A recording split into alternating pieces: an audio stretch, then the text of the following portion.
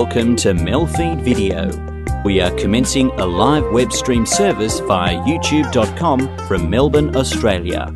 We currently conduct these streams mainly on Wednesday evenings, with other times to be added as more opportunities arise. Please visit our website at MELfeed.video for further information. This web video project presents old and new community TV programs. Please enjoy your stay with MELfeed.video.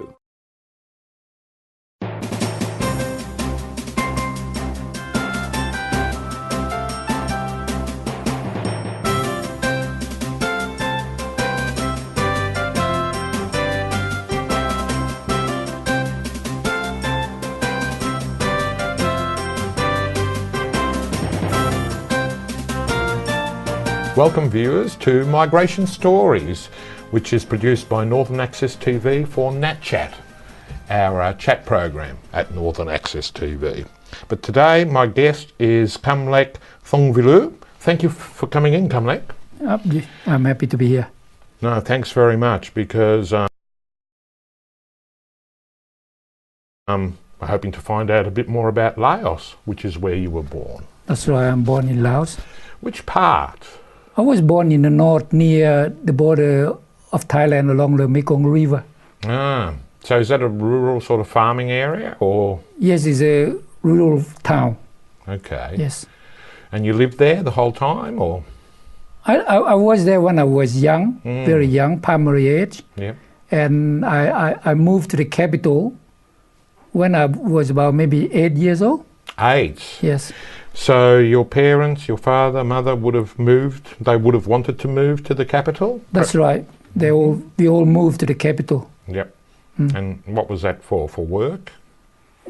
Because my parents see it the way education is the way for the children. Yes. In remote areas such as my town, yes, education is not good. Yep. So the only way is to go to the capital. Yes. That was the best education option for That's them. right, and also easier to make a living. Okay. And how many children did your parents have? Six, yes. All right. And would that be typical for a Laotian family at that time? Yes, very typical. Wow. Yeah. Okay. And how would you describe life? Is it sort of tough making a living, or? It depends on how you look at it. You know, if you look on the surface, everything is calm, everything is slow, but life is hard. Yeah. Life is hard, yeah. Yes.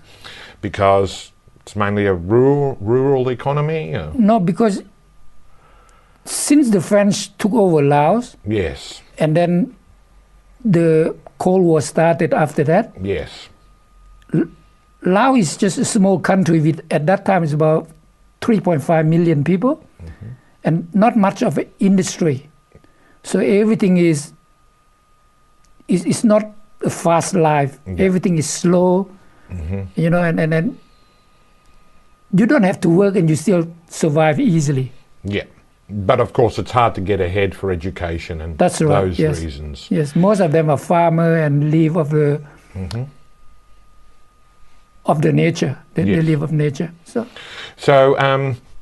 you were established then in the capital city for a while, and you got your kind of secondary education there, hey? That's right. And what field were you interested to study in? And what did the family study, and your brothers and sisters? We all, at that time, we were all studying at high school or primary school. Yep. Mainly French. And then my parents see that the French influence in Laos is decreasing. And more American involvement. Yes. And everything is English. Wow. So I was the first one in the family to switch to English. Yes. And then my sister, brother followed too. Oh, I see. Well, what an incredible time, because it was a French colonial. That's right. You know, they were occupied colonial. by French colonial That's government for quite a long time. And I guess everyone got sort of used to those French aspects of life, and of course the French language, hey? Yes, at that time, official language is, I mean, the official people that they use French. Oh. But Lao is still the national language. I've got you. And the higher education at that time in Laos is in French. Yes. And then because American came in, also American, English. The French were there for Since really almost 100 time. years, yeah? A long time. Yeah. Long time. So it was a very established thing. So that would have been a shock. The French kind of withdrew quickly. Actually, they withdrew very slowly. Oh, all right. Thank you for They that. still have the MMF, the Mission Militaire Française in Laos, all of these things. Okay. And they still operate behind the scene. Oh, all right. But the American is in the front. Okay. So, well, I know that in Vietnam there's a fantastic French legacy in the cooking there, probably in Laos as well. Interesting cooking and dishes. not so like much that. in Laos, Oh, because okay. Laos is secondary to Vietnam. So the family aspiration was to get a better education and start to make something better of your life. That's right. That's right. Yeah. So what were the sort of idea behind migrating to Australia then? When did that pop up? Did your father introduce that subject? My father already planned ahead, and he see that education is the best for the children, and to progress in the society, you have to be educated abroad. Abroad, yeah? Yes, because in Laos the education is Form 6. That's it, done. Ah, not even a university. Yes, and so I came here as a student. And then because the situation in Laos changed, the communists took over. And before leaving, my parents already told me that whatever it happened, if they took over, don't come back. Yes, I see. And soon after that, they fled to Thailand as refugees. So they fled, your parents and your family, they fled to Thailand as refugees. Yes. And you were already here. Yes. Well, before we leave Laos, I mean, what's life in Laos like now? I mean, do you hear a bit? Oh, in the early 80s, in the 70s, 75 onward to the to mid 80, life is very hard because there is iron curtain. The door, the window is closed. I see. And people live in fear. And the rule there at that time is by gunpoint. Really? Yes, now they open up. Life is much easier. Yeah. Business is going. More investment from overseas going in. Okay. More things happening. Okay. But the thing is still the same. It's a communist country. Yes. Communist rule. And it's also controlled by the hierarchy of the communists. Yeah. So people are very aware of that, hey, over there? Oh, they learn. They've been conditioned since 75. Wow. You have to watch your word, everything. You can't demonstrate, you can't criticize, nothing. My goodness. My goodness, Kamlak. But things is changing, you know. You're saying things sounds like they're improving and, you know, there are a few options and there's a bit more freedom and a bit more... What the Lao people said is, even though it's a communist control, communist government, thing is, the communist is a capitalist communist now. I don't know how to say it. We can talk about that after the break. Yes. Thanks very much. Stick around and tune in again after the break.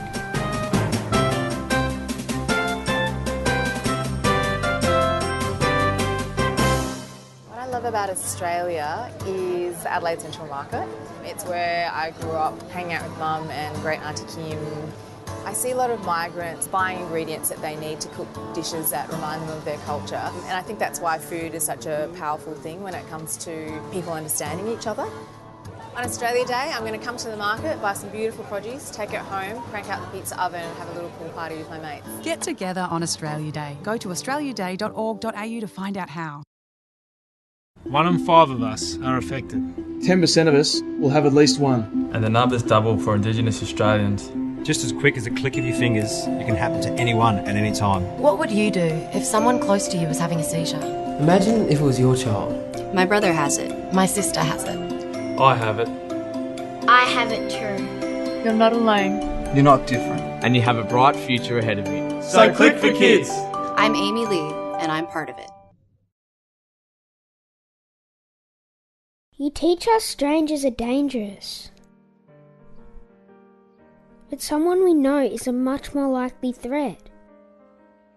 You teach us strangers are dangerous. But who will help when you're not around?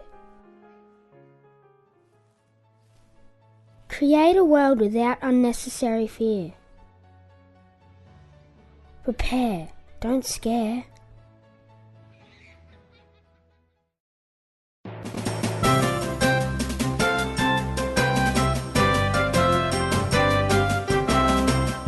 Welcome back. Cumnock, we left the story at you had migrated to Australia. Mm. And how was that? Was that on a student visa or something? No, I came as a student. Yes. And then I applied for residency PR, yes. As a refugees. In fact, I'm number 5 refugees, number 5 Lao refugees in Australia. Really? There's 4 people before me. Oh, wow. Mm-hmm. Well, while we're on that, what was the process? It was fairly, straightforward. It would have been something new at that time. At that time, God William was Prime Minister. Yes. And he says he's going to send us home. Oh. And then he was kicked out. Fraser come in. Yep. Fraser said you can stay, so I applied. Wow. And then I'm allowed to stay. What a painful process, not knowing and whatever. And then my family came to Thailand, into the Kemas refugees. Yes. And it was very hard to sponsor it because you have to have money, all these things. Yeah. So I just signed the form, sponsored them out, and very soon they were interviewed and they came. All right, so let's go over this. So your rest of your family crossed the border into Thailand. Yes. And they stayed there. Yes. And then when you were here, you applied for them to come over. That's right. They came across the river. Yes. And then the river from Laos to Thailand. Crossed the river from Laos to Thailand. Yeah. And then they went into refugee camp. Yes. UNHCR. So in a way, were they escaping Laos, or was it sort of the quiet of night? You have to escape because if you are found escaping, you will be shot dead. Oh my Guaranteed God. you that. Really? Yes. There's no talk. Because of course they want nothing. the people to stay in the country and build the nation, as it were. I don't know why, but anyone who escaped will be shot dead. Obviously, yes. Mum and Dad knew that, and perhaps some of the older... And they all fled safely into refugee camp, and I sponsored them, and they came. What a relief that would have been. As the first group of refugees. Yes. Well, congratulations. So, with your parents coming over, apart from the visas, when they came over, how long had you been in Melbourne? You mean how many years before your family joined you in Australia? I think for 4 years. 4 years. Yes. So you knew a bit about it then? Yes. Must have been a joyful moment and quite a joyful time to be reunited. It's not really a joyful. You feel safe. You feel safe, and they feel safe. Safety. Also, was there also some sadness of things being left behind? That's part of it, a chunk of it, because my family have to leave everything. Yes. You name it. Yes. Chicken, dog, bicycle, car, houses. Everything that was built, all the little things. Yes, everything gone. That is an element in so many migration stories, isn't it? But it's tough to do it that way. That's right. And so even though, life was sort of casual, easy, but it was psychologically and economically very hard. Psychologically is too hard. Too hard. Yes. Too hard to live. Yes, because you can't sleep at night. Oh my goodness. Any dog that bark in the street, you ask your question, are they coming for you? Yes. And children are not safe either, because the government always take them out maybe at night time until 10, 12 o'clock before they return the children home. Oh. And most parents worried about their daughter. Well, is that for an education or for some re-education? For some reason, they take you out for something. Really? All sort of things. Oh my goodness. It's just astonishing the things you learn about how things were in other countries. But when your family came here, there was joy perhaps at being here, a bit of relief, but not so much sadness for leaving Laos, but perhaps did you feel that you were leaving part of your Laotian culture behind for good? It's all finished now behind you. even though I've been here for a long time, I still feel connected to the country. Of course. And in my life, Lao part of it is missing. Yes. And also Australian part. Yes. And the two is just, there's a frontier there. Of course, yeah. It's not the finished story. That's right. Perhaps we'll talk a little bit later about your children and how that might be the finished story. But, you know, I was thinking, with life in Australia, with your whole family, did you find work easily, quickly, you know, when they first came? Was there, you know, work at General Motors or something quick to get into? My parents came out at old age, but the children went to school. Of course. And when they finish school, they all get a job. Well, was there no one in that middle age there? Like your parents were too old to work, and your brothers and sisters were young at school. Wasn't there anyone around that? No. Okay. No, and I'm the only two brothers. We all work. Me and another brother work. Fair enough. Yeah. All the rest is still at high school. Yep. And they all finished their school and they're all working. Fair enough. Now, Kamlek, is there an area of Melbourne where the Laotian community have settled a bit? No, not just everywhere? not like in Sydney. You know, where they settled about Fairfield, Parramatta, Karamata, Liverpool. In Melbourne, they all scattered everywhere. And well, our number in Melbourne is less than 2,000, I would say. I see. Well, that's a bit of a pity, yes. But we'll find out how, you know, people can stick together. But you work at SBS Radio, yes? Yes, I'm working at SBS Radio. Doing the Laotian radio show. That's right. That must be such a fantastic thing for the it's community. It's a challenging job. Challenging job, yes, always. Balancing everything, but, you know, they tune in for information in their own language and such like. The Lao program, we have quite a high rating. Oh, really? Yes. So the Laotian language is understood by many people other than Laotian people? Or? They are understood by some Hmong, the elderly Hmong. Yes. And also the Thai, Lao, but right, from the east of Thailand as well. That's right, Isan they call it. And they understand that language. Yes. Of course, you know. Many languages we must understand in, yes. You know. But, so that's a popular program. That's very useful. What time's it on? What day and time? Monday is 4 p.m. and Saturday is 9 p.m. 1 hour each. Well, I hope many more people listen. Or Laotian speakers listen to Kamlek's program. And we'll be back after these messages.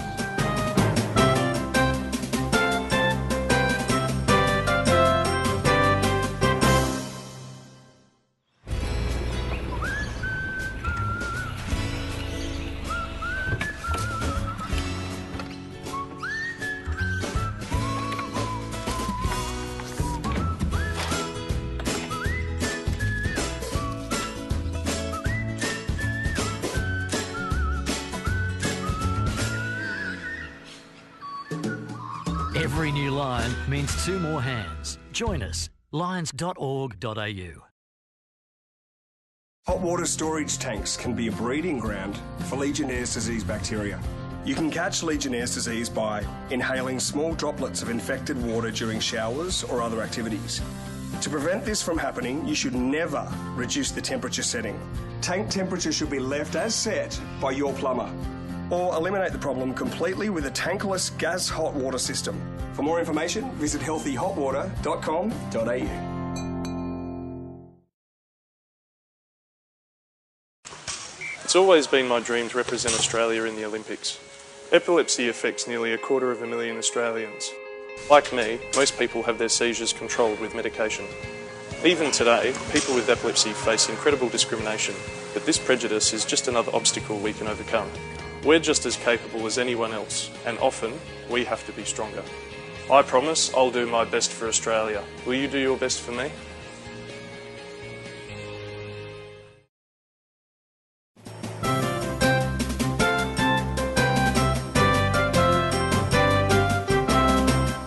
Welcome back, viewers. We're with Kamlak Thomvilu, who migrated here from Laos many years ago, and being the fourth or fifth Laotian person to migrate here, you would have seen the community develop in all these times. Yes, at that time, we were here as students, about 30 of them. Yes. And I'm number 5 refugees. So we know that the Laotian community is about 2,000 strong and spread around, but there's many more Laotian speakers. No, not 2,000. All over the country, at the moment, roughly is about 10,000 people. But in Melbourne it's 2,000? 2,000. Oh. And about 5,000 in Sydney and the rest in other states. It sounds like you're pretty connected with the nationwide community. Are you? I used to be very close to them, but I know the society well, I think. Which society is that, Kamlak? What's the name of your Laotian Before society? There's the first association in Victoria is called Lao Patin Association, and now it changed, and few has been born. And Sydney, there are many organizations too now. Many, okay. Well, that's great. And so, you know, what are the sort of community activities that bring Laotian people together? Or is that not what a priority is? Is it more about getting out? What's the activities? The Lao society all over Australia is very close, tight. Okay. But there's not much activities except maybe the International New Year and our New Year. Yes. Some Buddhist ceremony, all of this, where people get together. Yes. Apart from that, there's not much. Fair enough. And, you know, any Laotian festival? I suppose not, because it's a pretty small group. Yes, not much, but they organize something like, you know, the Lao New Year. Yes. And there's some festivity. Yeah. And is there a culture of, you know, Laotian style of music, film, theatre, dance? Tell us a little bit about that. Yes, Lao is very rich in culture, like music. We have our own dance. Compared to the Vietnamese, they have no dance. Oh, I see. Like, you know, the one they're dancing now, rock and roll, and all of these, they learn from the French. Yes. But our people have a typical Lao dance. Have had many style, and our song is unique too. Okay. You know, it's different totally from Western society or Vietnamese or Chinese. Wow. And quite rich, you know, in terms of culture. And is there some performing artists with a name that maybe our viewers could Google, or is there something? Yes, like Lam Vong. Lam Vong. Yes, and he, she is a singer or dancer. Both. Oh, wow. And our music is like Khap Thung Luang Pabang, okay. and also Lam Salavan, okay. Lam Kon, and many Lam. You've sparked my interest. I'll certainly be looking into it. Kamlak, what's it like raising your children in Australia? How much do they ask about your background, and, you know, what about the stresses of life in 4 million people in Melbourne? I think I'm lucky in a way that I don't feel any stress, and I'm happy to have my children. Yes. And they are well educated, and then they are good people. Good. Easy to control, even now, even they're adult, and they don't have any problem. Drugs, nothing. Okay. So I think they good pay children. attention to their parents, and they're. I think they obey. Yeah. They obey. And you know, so your children, how old are they roughly now? Oh, they're in the 20s, maybe 25, 20 something. The world is their oyster. Now, have they talked about going back to explore Laos or anything like that? No, I never heard of it. Never heard of that. But I'm sure they want to explore Australia. Maybe because they're on the internet. I don't know what they're doing with their computer. Okay. They probably. So what's your sort of a typical family day? Like, you know, some people have it on a Sunday or a day off when you all get together. What happens in your family? Do you all the time together. We all the time together, mainly in the house. All right. You know, but we don't go to the beach together. we have our own activity. Like my son might be doing something, his brother might be doing something, and I'm doing something. We are not doing something together. Mm. You know? And I guess here we are, Melbourne, but you know about Australia. Mm-hmm. Isn't it a wonderful thing that we have so many communities from so many different countries in, well, Melbourne? What do you think the future holds for Melbourne, Australia, with so many migrant communities coming here and adding to Australia here? During my early time, in the 70s and also in the 80s, the society here is not as rich as now, but now you have Indian, all sort of people, more, yes. And you can see them in the street and so on and so forth. Mm-hmm. And before, to get sticky rice, I have to travel from Footscray to Lilleberg to get one. That's tough. But now you can find it in 7-Eleven everywhere. So things have changed, and the society is more richer in terms of a culture, multicultural. Yes, which it makes everybody's life better, I think. In a way, you know, it's good this way, but some people might see not that way. Some people might not, but eventually, because, well, people have more choices, more things to discover, you know, and, you know, I'm sure that every people has something to contribute. Recently, it was talked about how people must have Australian values, but I'm wondering, you know, why must we have Australian values? Why can't we have values that we're developing together? In fact, you know, most of people in Australia do not know what is the value, Australian value. What is our it? Australian Is values? It beer, or is it cricket or football? No one knows. Well, I think they're in there. But we're all discovering, don't you think?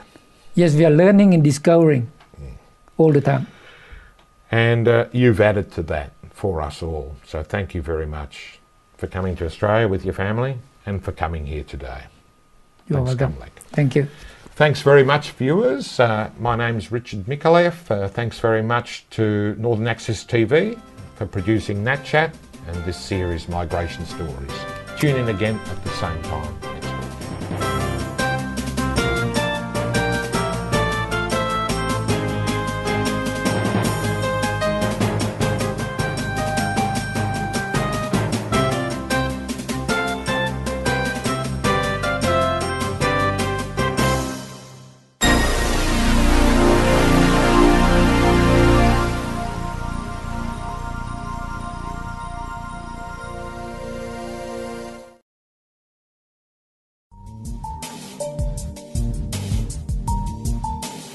Do you currently have a community service announcement on free-to-air television? If you do, you can now submit it to us as well via our website at MELfeed.video. We have lots of time to fill on these broadcasts, and we are sure to give your announcement a great run on MELfeed.video.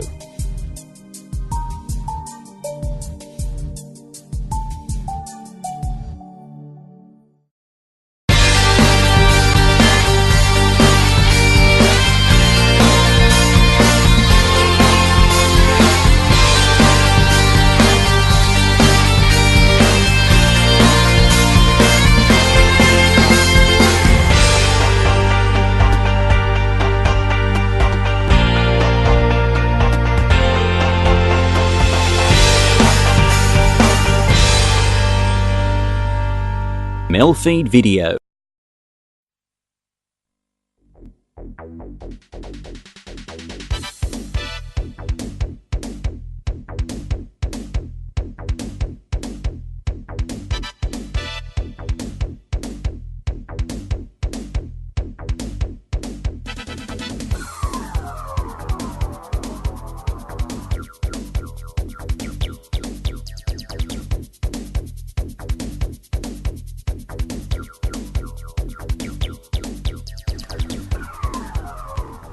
Metropolitan Community Television has been with us since the 90s in the city.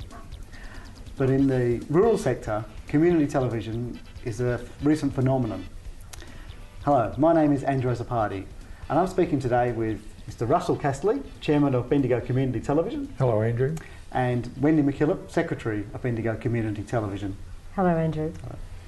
And we're talking about community television. Russell, how do you see the recent federal government decision on digital television and datacasting and its effects in the community television sector? I think that the decision that the government's handed down will probably help community television for a number of reasons. The main one being that they've put fairly tight restrictions on datacasters, and in the digital era, community television will be digitally broadcast through a datacaster. Now, I feel that because of the restrictions the government has put on the datacasters, that there'll be very few applicants for the datacasting licences, and I'm rather hoping that this will lead to additional spectrum being available for community television to broadcast on analogue as well as digital television. Wendy, I understand that BCTV has been operating with an analogue format. Can you give us a brief rundown on the history of Bendigo Community Television? Yes, certainly. I'll just refer to a few notes here to get the dates right. But back in '94, there's a group called the Central Victorian Community Television, which they got together to look at making programs, but they never actually applied for a licence. So in '95, Russell Castley and some others were approached to get a group together, and which we did in July 1995, and that was with the aim of applying for a licence for the broadcast of community television in the regional area. So that was applied for back in December '95, and we actually that was approved in June '96 to start with, effective from the 1st of July '96. We then applied to Bendigo Regional Institute of TAFE, the college there, for the use of their studio, we got the use of their studio there to make programs on a sort of limited agreement. And we also managed to get the use of the Kangaroo Flat railway station, which has been abandoned, or had been abandoned at that stage, the buildings there for a studio and also as a transmitting area, because the idea was that put the transmitter on Mount Herbert, and the Kangaroo Flat railway station was in direct visual link, so that you could put a microwave link at the station to transmit the programs from the Mount Herbert antenna. So we had that, but of course the problem was to get the money to put in the transmitters and the antenna. So we applied for a lot of varying funding, and one of them was the Community Support Fund, which we put that in, and it took them 6 months to say that we hadn't got it. And that's the state government? That's right, yes. That was the one that was supposed to be for the community support, and there was supposed to be so many million involved there, which there wasn't any. We applied at various times to the Bendigo Council, and were rejected many times on that, but we found out there was a very good reason for that, in that certain councillors there were also trying to establish their own community station in opposition, but they didn't have the licence. We still held the licence, which had been extended several times over the years. Eventually, we did get hold of a loan of a transmitter that we could have use of gratis, on the condition that when we had the money we could actually purchase one from these people, but we did have to buy our own antenna. Finally, we managed to get a loan, a bank overdraft, which was guaranteed by members of the committee and the BCTV, and that got us our antenna up on Mount Herbert. Unfortunately then, the Kangaroo Flat railway station was attacked by an arsonist and burnt down and completely destroyed, so we lost that, which put us a bit of a setback there, and there's still not a lot of money coming in as far as ongoing. However, despite all of that, in June 1999, we did get a test pattern on air. And the way we had to do this at this point was to actually drive up to the antenna site and put it where we had the transmitter and put in a tape It was quite a rough trip up there. Sounds like the need for horseback, I would suggest. Well, that was considered, yes. It really did a bit of damage to vehicles in the meantime, but this was why we had to have the microwave link from the railway station. And then, for some reason, which we found out later, of course, was because of all the advent of digital television. On the 30th of June, we got a fax from the ABA not telling us they weren't renewing our licence, and we were to get off air within a couple of days.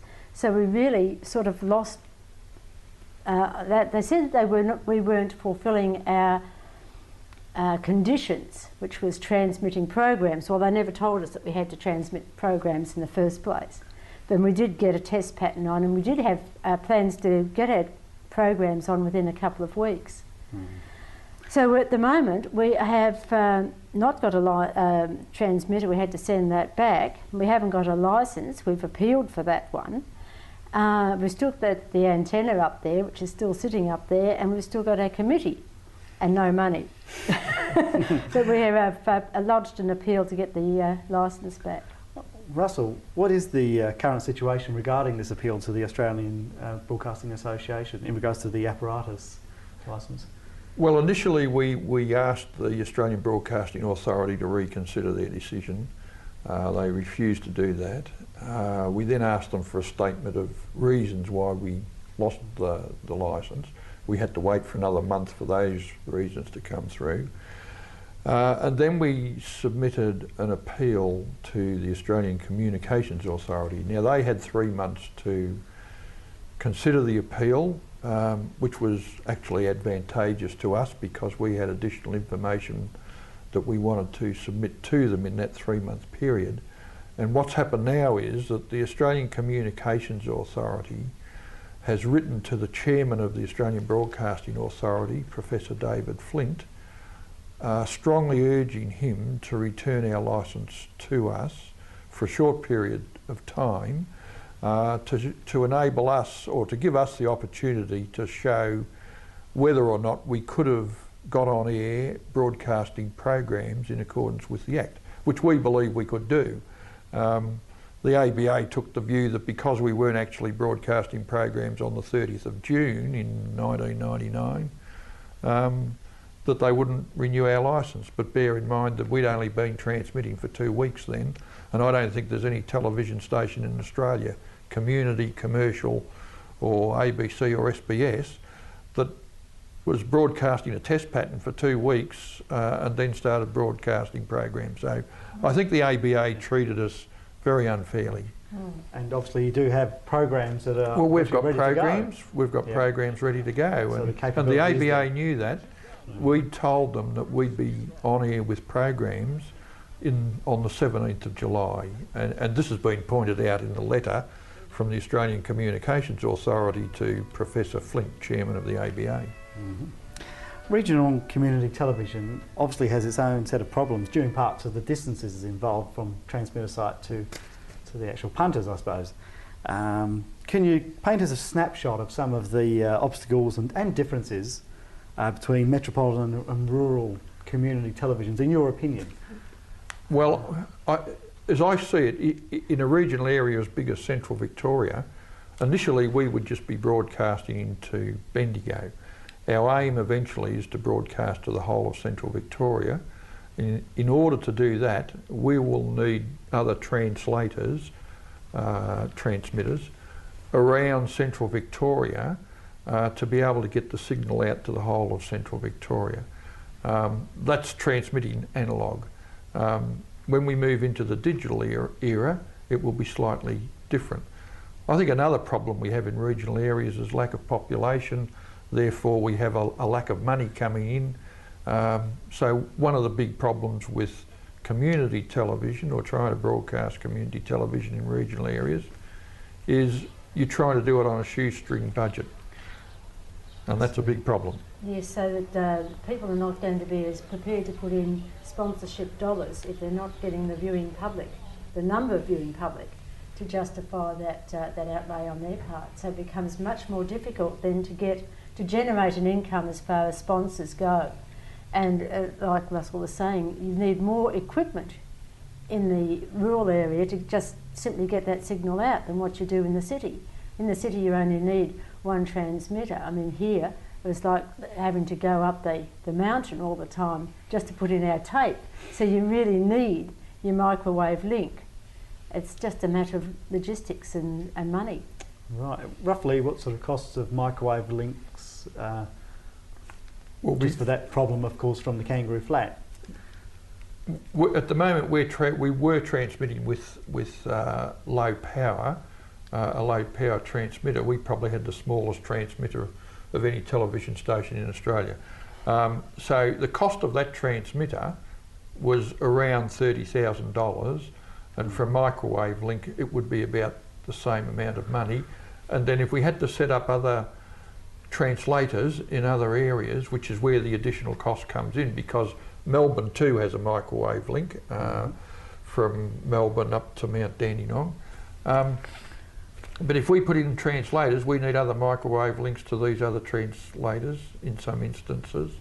And you need the cost of those translators, so each one $30,000. Plus the associated labourers involved. That's right. Whether it's gratis or... And one of the other problems is the nature of the membership is more individual than groups.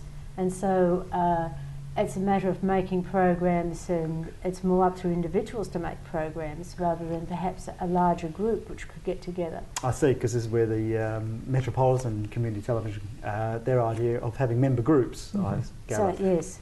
Whereas with us it is far more community-based and very much a local membership-based. Membership-based, individual yes. membership. Because our viewing public is different for a start. I mean, we've got a lot of rural issues, a lot of isolated people. And actually this is one of the really big advantages with community television, is because the network has removed the community from the commercial television.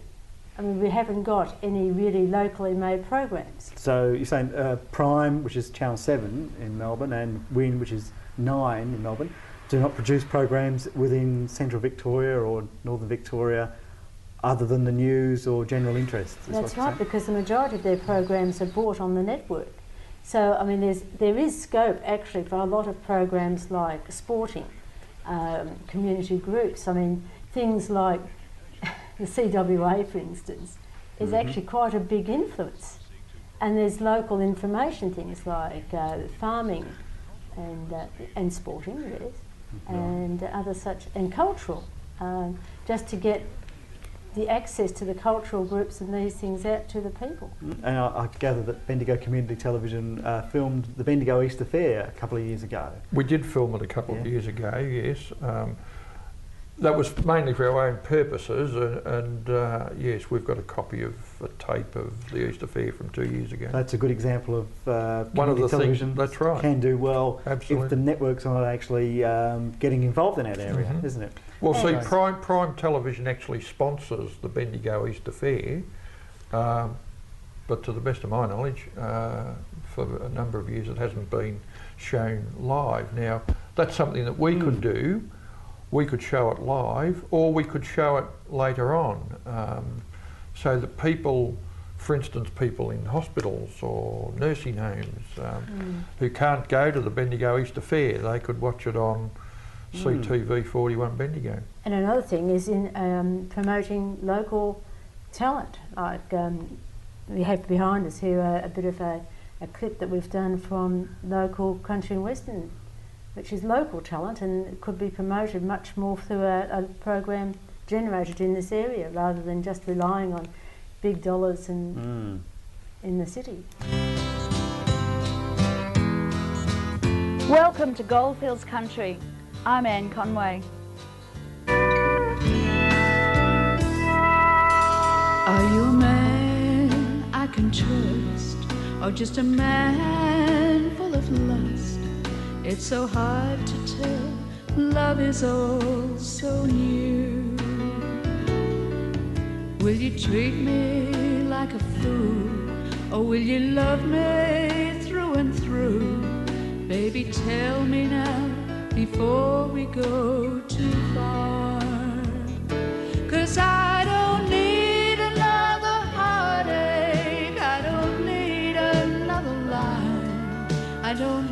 someone to drag me down again. What I really need is a friend.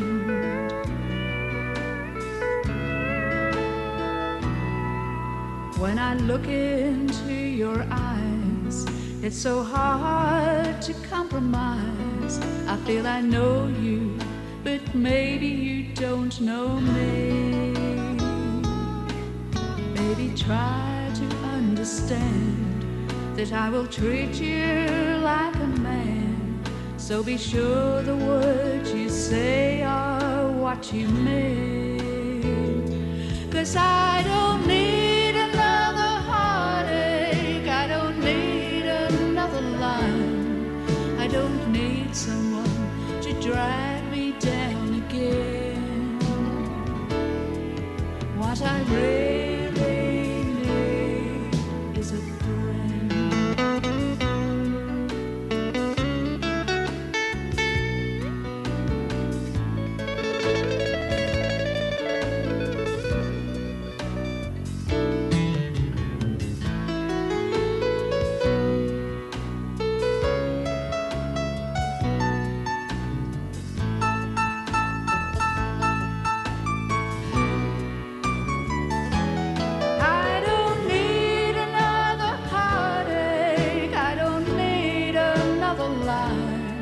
I don't need someone to drag me down again. What I really need, what I really, really need, what I really need is a friend. What I really need is a friend.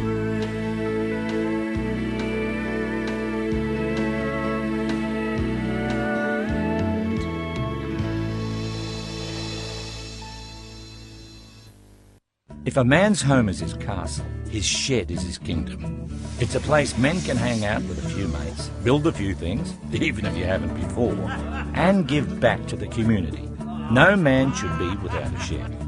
The Australian Men's Shed Association is working to provide a shed for all Australian men, and they have over 400 already. Visit your local shed, build your community, and make a difference. Find a shed near you. It's time to give back. We've all seen this one time or another. We may even have done it ourselves. But inhaling balloon gas is very dangerous and can be fatal. The helium in balloon gas acts as an asphyxiant, and when you inhale, it displaces the oxygen in your lungs. Balloon gas is safe in balloons and when you release it in a well-ventilated area and in a safe manner. So the next time you see some sucker about to inhale balloon gas, or you think it's going to be a laugh, stop and be gas-wise. Behind every great athlete, there is a great support network. Australian Athletes with a Disability and Wheelchair Sports Australia help athletes realise their full potential. Gonna go from 3, yes! No matter their ability, we're there to support them. Sporting opportunities for all abilities. For more information, visit sports.org.au.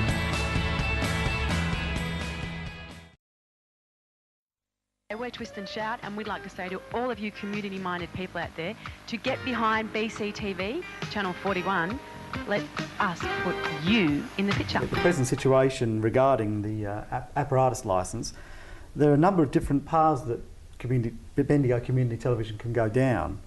Could you lead us down those paths and just show us what the possible outcomes could be, or that you anticipate? Yep. Well, see, the government's announced its decision in late December on the introduction of digital television as it affects the commercial television stations and the datacasters. It still has to make a number of other decisions, including what sort of digital television SBS and ABC will broadcast. It also has to make a final decision on how community television will be broadcast. Now, as I mentioned earlier, it's our hope that community television will be able to simulcast both in analogue television and digital television. And the current decision, and I assume that this will be confirmed in late January 2000 by the government, that community television will be transmitted through a datacaster in standard definition television.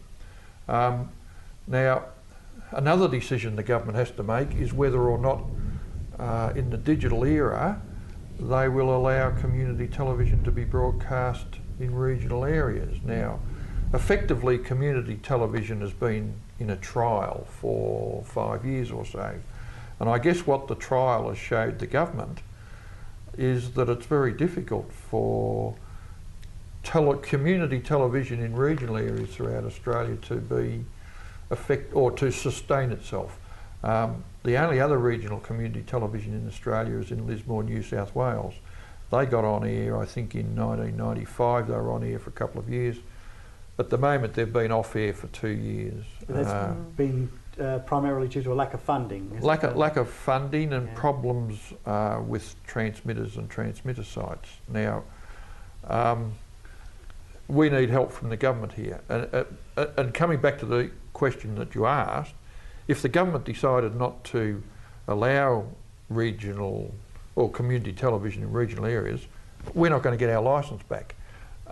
So the Australian Broadcasting Authority still hasn't made a decision on whether or not to return our licence, only because the government still hasn't handed down its decision on the future of community television in the digital era.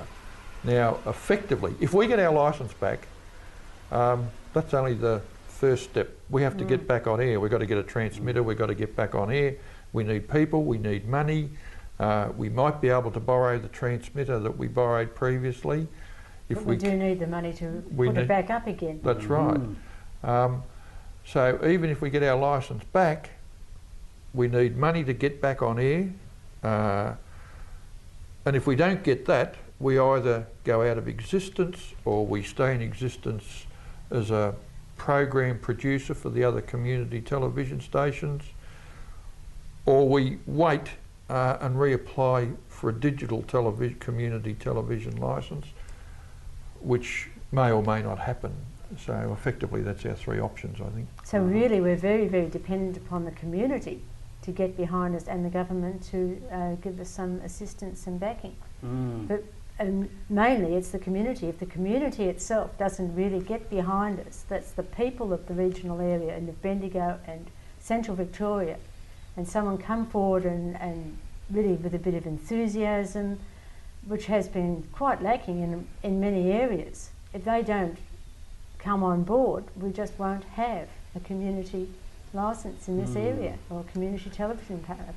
And one of the other problems I gather is that the pay TV, there is a rural pay TV which has been criticised for its high turnover of repeats, I gather. Obviously what you're doing here could actually fill a niche in there too, as a distinct choice from that, apart from what the networks are not doing here. So that's I think that's right. That's an interesting point to raise in there too.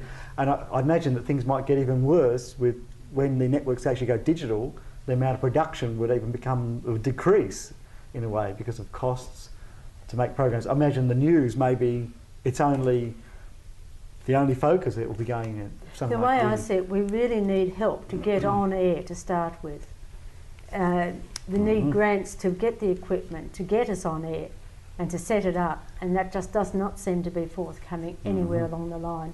Once again, we're just getting the community, under the previous government, everything was just taken out of the rural sector. I mean, banks and services and everything. And I think it's time that we start to get the community back into the rural sector. It seems to me that Bendigo Community Television needs as much support as the Bendigo community and the region can foster to encourage the Australian Broadcasting Authority to reverse its process. Absolutely. The previous decision. And in essence, it's over to the community to determine if and how much community television it wants. Well, I think that's the bottom line. Yes, it's their television program, or our television station, as the community station, so let the community get in and make it happen. Well, it's time to thank our guests now. Russell Castley, Chairman of Bendigo Community Television. Wendy McKillop, Secretary of Bendigo Community Television, for sharing their thoughts on community television. and Bendigo Community Television in particular. And I'd like to thank Northern Access Television and Channel 31 Melbourne for allowing us this opportunity to tell our story. Thank you. When I was younger, so much younger than today, I never needed anybody's help in any way. But now those days are gone, I'm not so self-assured. Now I find I've changed my mind, I've opened up the door. Help me if you can, I'm feeling down. And I do appreciate you being around. Help me get my feet back on the ground. Oh, won't you please, please help me.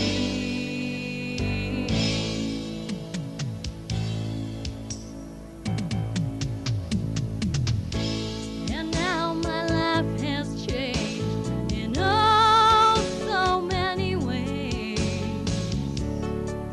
My independence seems to vanish in the haze. But every now and then I feel so insecure. And I know that I just need you like I've never done before. Help me if Sport is for everyone. No matter who you are or where you're from, There's no place for discrimination in sport. And everyone should feel welcome, safe, respected and get a fair go. Whether you're a player, a spectator, a coach or an official. What do you want from your sport? Are you ready to make a difference? Sport is for everyone. And everyone starts with you. Keep your sport inclusive, safe, fair and fun. For more information, go to playbytherules.net.au.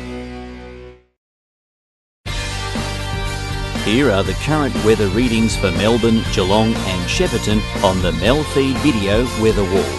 It also includes tomorrow's forecast and expected minimum temperatures in these areas overnight. This is the MELfeed.video weather wall. We are currently looking for a sponsor. If you're interested, please email Michael at MELfeed.video for more details. I was diagnosed with Parkinson's at 27. I was 46. I was 62. The first symptom I noticed Was loss of balance. Was that I was always tired. was a loss of smell. The most difficult thing for me is not to be able to travel in my retirement. The most difficult thing for me was giving up a career that I loved. The hardest thing for my mum was being pregnant with me.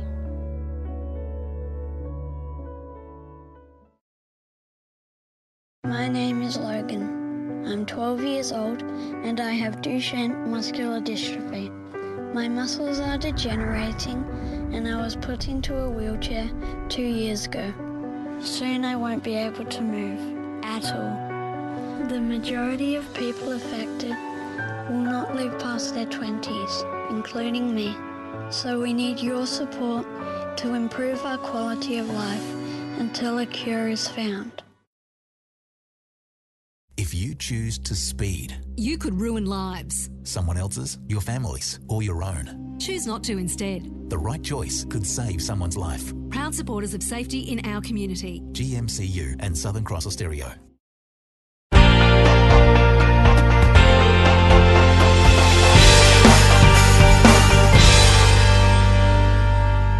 MELfeed.video.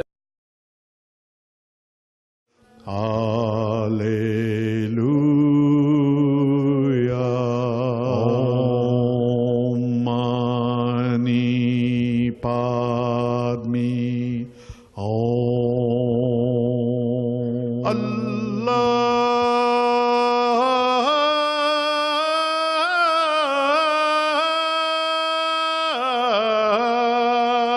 Satnam Hello and welcome to Harmony in Diversity, a program that endeavours to encourage harmony and diversity across the wide range of faiths and beliefs here in Victoria, by showcasing individuals and groups involved in interfaith and multi-faith activities. For today's program, I interviewed Jessie Kerr-Singh, one of the founders of the Centre of Melbourne Multi-Faith and Others Network, about her long involvement in the multi-faith area. Jessie, you've been involved for quite a while in the interfaith area. Can you tell us a bit about how it all started and came about, and your own history and background? Yeah. My name is, as you know, Jessie Kerr-Singh. I come from the Sikh faith.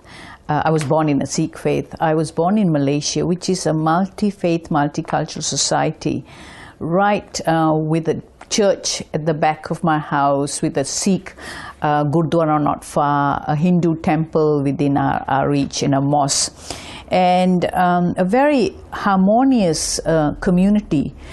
And in my life, I went to a Methodist school, and I learned about Jesus and what Jesus taught, and it was really it was interesting. Coming from a Sikh faith, there was no clash between Jesus' teaching and my faith, and then there was a deep understanding with all the different religions and the enjoyment of food, culture, richness that I was. When I graduated from school, I started working with the police department. As a child, I've always been very interested in all the different faiths and always found myself in dialogue with the imams and the rabbis. Not so much rabbis because there weren't any in Malaysia. That is my later life, that's mainly in Australia. But the swamis and the monks. And always, right from childhood, that's been my interest. Then I had an opportunity to go to England to do nursing, and I ended up as a nurse, and I found myself always ending up talking about God to patients and people, and the harmonious living and the colors of the rainbow and the whole joy of being with society. And we were in England for 10 years. I was actually nominated Nurse of the Year in England, achieved to become a director of one of the London private hospitals. And someone from Australia came into our lives who insisted that we should migrate to Australia. In fact, this is going back 30 years ago. And we said to the person, why should we come to Australia? And then the white policy was there, and we said, we don't want to go to Australia where there's such a prominent white policy. And this person said to us that we need to come here so that we can break that policy and we all live in a multicultural, multi-faith society. And that was a good challenge. And both my husband, who was then an accountant, also a Malaysian, also a Sikh, educated in England, we lived there for 10 years. We moved to Australia. And we were invited to come to Adelaide, the city of churches. And when we came here, first thing, there was a few people from our community, the Sikh community there, and we found ourselves in a position where we were able to round all the Sikhs together and form a Sikh society, the first Sikh Association of South Australia, and started working with Sikh community, bringing them together, having our services, and found ourselves deeply involved with the Sikh community. And because of my interest in all different religions, I used to get invited by various other communities to attend different functions, and I found myself doing that. Daya, my husband, Daya Singh, is now the head of the Daya Singh World Music Group, has this gift of music, and he was able to bringing interfaith and music together, and also very trained in the traditional Sikh hymn singing. So we were leading the congregation in that area. And in about, it was 1986, I think, we got invited by Father Jeff Fole from the Catholic Church to join. He was then trying to formulate the Multi-Faith Association of South Australia, invited us as Sikhs to represent the Sikh faith to be to come and form the Sikh society, the Multi-Faith Association, and that's the start of my journey, really deeply involved with the interfaith movement. Father Jeff Fole and Rabbi Morrison were the key founders of that association, and this is now going back, about 25 years ago.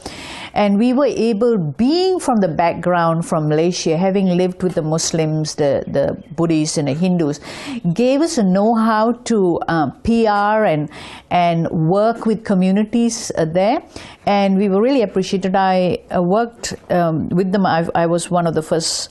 I was invited to be a secretary for a few years, and then I went on to being the vice president. I ended up as the president of the Multi-Faith Association. And we were able to bring multi-faith community together in many, many events. Every month, in fact, every second month, we were holding a public forum on different topics like marriage and faith, family and faith, role of society in faith, in leadership, and we invited the government to always be part of. And when the centenary celebrations came, we were first time funded some monies to do a big event. And that was so beautiful. And in fact, I got an acknowledgement from the government, and from that I was given the Centenary Medal of Australia for the advancement of multi-faith in Australia and around the world. And that even got me more entrenched in the multi-faith work. And I found myself, while I'm becoming, learning about all the different faiths, the base knowledge was already there. Now going into theology, I find that I was, the passion of global peace had come in my mind. The passion of wanting equity, sustainability in this world is something I started working and got involved with the human rights side of advocacy. I got involved with the minorities issues, and I started getting invited to many of the different conferences around the world.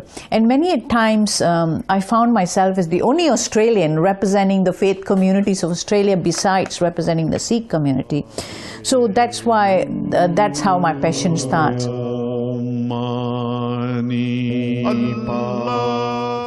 Behind every great athlete, there is a great support network.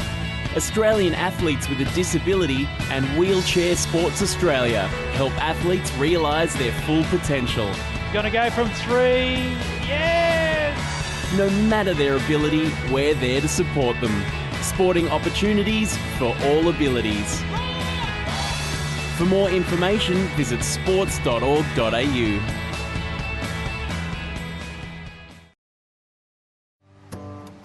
The thing I love about Australia is our spirit of mateship and togetherness, and whether it's a drought, a flood or a bushfire, when times are tough, Australians stick together. Well, I'll be spending Australia Day at Tamworth with 40,000 country music mates. It brings people together to celebrate our music and our great country. Get together on Australia Day. Go to australiaday.org.au to find out how. Show Me the Way creates the first social networking sites for Australia's Aboriginal and Torres Strait Islander students. With secure online mentoring, Show Me the Way supports students to complete their schooling and continue to TAFE, university or vocational education. Show Me the Way connects students with e-mentors from corporate Australia. With secure online mentoring, Show Me the Way supports students to complete Year 12. To donate, visit showmetheway.org.au.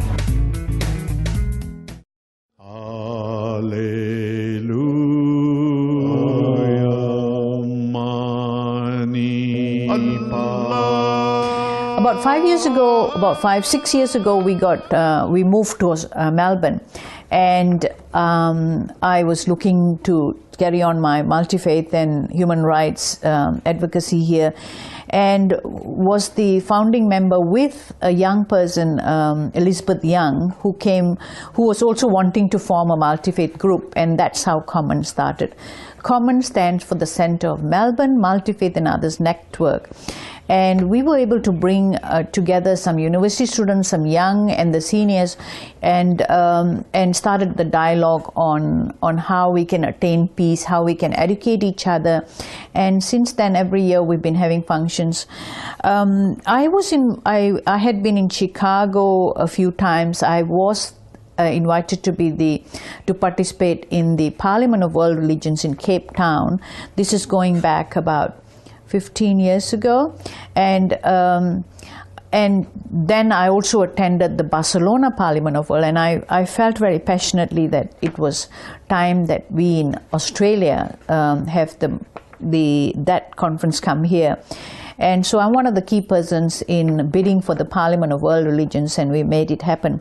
I wrote... Tell us a bit more about the Parliament of World Religions and what it actually entails, and when it's held, etc. Yeah, well, the Parliament the Parliament of World Religions is when people from all faiths, people including academics, anybody interested in harmony, come together on a forum. So we have at the Parliament, it's normally held over 7 days, over the whole week, and we have forums on different aspects of existence, including science and religion, and it's an opportunity for people to showcase their religion as their faith traditions, as well as actually communicate and dialogue with everybody else, and hopefully heighten the need of us living as one society, one community, without having to lose our fundamental faiths that we all are born in. And that's one stage. So I'm very involved with the Parliament of World. I had been involved with Parliament of World Religions, but I'm also had been invited to a few conferences with Religions of Peace. There's another big interfaith organization from New York who also affiliated to UN, and they are doing it a communication between the leaders of different faiths, the government, and the academic. Then I'm also involved with United Religions Initiative, which is another third big international interfaith organizations, which the head office is in San Francisco, which is related to the grassroots, actually getting grassroots to be involved with change and come up with healthy projects on, again, harmonious coexistence, sustainability and equity. So I've been involved with all the 3 different major organizations. Then I've also been part of the World Congress of Ethnic Religions, which actually tries to bring about the ethnic community or the minority communities, the interfaith, or the indigenous communities of the world, and do a lot of healing projects on how, as we know, a lot of the indigenous faiths around the world got suppressed with the movement of human beings, with the British colonization, the French going in, the Spanish bringing Christianity into places, and so it is about empowerment and bringing that faith back, and doing a lot of projects which are healing. It's very interesting because as I hear the issues in other countries, I have had an encounter with an Aboriginal elder who I nursed in his dying moments, and I had a spiritual experience with him as he was dying. I went through an experience where there was heat passed on from him into my body, and something I happened to be being a nurse. I specialize in palliative care, have nursed a lot of dying people, but this was really different. And I remember coming home to my husband, and this is going back in about 15 years ago, when I came home and I said to my husband, I don't know what it is, but we really need to learn. There's something very special about the Aboriginal people. So my husband wanted to do music. He was an accountant, hated it. So he went to do a BA in Aboriginal Studies, and I went back to university to do a diploma in social sciences, and I then did Aboriginal language. Pitjantjatjara is one of my community development subjects, and even my daughter, once she finished her school cert, I said that she should do a degree, and she did a degree in administration of Aboriginal studies, and we found that we linked with the Aboriginal as we learned about the Aboriginal people. It was again like as if there was a commonality between the Aboriginal people and my own tradition and my own historical. I'm a Punjabi I'm born in Malaysia, I'm an Australian, but because my heritage comes from Punjab, which is now broken into Pakistan and India, and then parts of Afghanistan. So the whole language, the land traditions were not very different from the Aboriginal tradition. And my passion to have people being being empowered to be who they are. So we've started working with the Aboriginal community and developing respect from them. So Common, which is in South Australia, have been always working. Every time we've had a function, we've always invited the Aboriginal community. And I started doing a lot of work with Uncle Reg, who is now the president. So he became part of Common for the last 5 years, and then after I finished my term, I've passed it on to him. And it's so beautiful to see an Aboriginal person as a leader, and they have so much to offer. So this work that I was doing internationally has an impact on me locally, to involve the Aboriginal people. I'm also the president of Women's Interfaith Network Foundation, which has come out of Common and some of our dealings with people. I found that women, especially the Aboriginal women, they have women's business and they do not talk in front of the men. And the need had come, and Muslim women, a lot of Muslim women refused to come out to our functions because they were, being women, they didn't feel comfortable to be there by themselves. So having an opportunity, looking at that, though my own faith, we don't differentiate between women and men. We always encourage community to come together as a family. And the husband, the wife, the children are normally part of everything we do. So we formed these women's, and we're being able to encourage a lot of women who wouldn't otherwise be involved with interfaith dialogue, especially the Aboriginal women. We have Auntie Walter, who is our public officer. We have Sharon Firebrace, who's from a Yota woman, who is now my vice president. And we've got other Auntie Allison, who's been involved, who's been a treasurer, and a lot of the other aunties have come forward to dialogue with us, which is creating a lot of harmony. And that's where we're going with that. And then there's a third organization which I'm also now the president of, is Green Faith Australia, which is actually looking at ecology in the eyes of the faith communities, how we can play a role in sustainability here in Australia and then internationally too.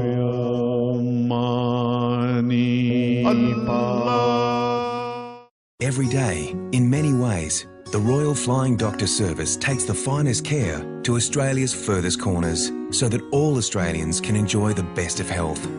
The Royal Flying Doctor Service has been taking care of Australians for over 80 years. But we still need your help to continue providing emergency rescue and essential health care to remote and rural communities. Make a donation or become a supporter and help keep the Flying Doctor flying.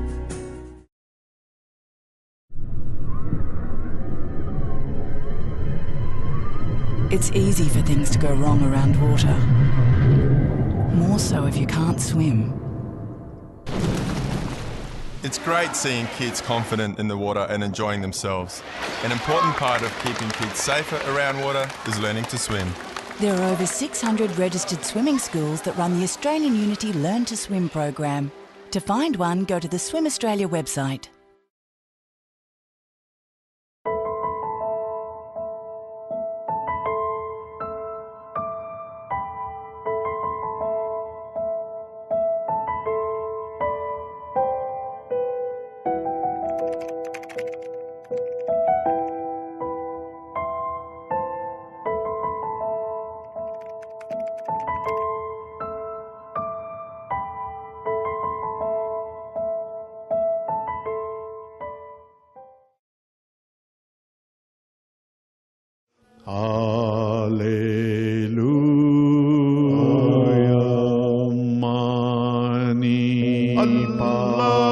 Jesse, can you tell us a bit more about Common and how it started and its aims and role within the interfaith dialogue area? In Melbourne, in Victoria, yes. Well, Common, as I had expressed earlier, was founded when I first came here, and my desire to, and I recognition the importance that faith need, if we want peace and harmony and coexist for higher good, we need to bring a faith community together.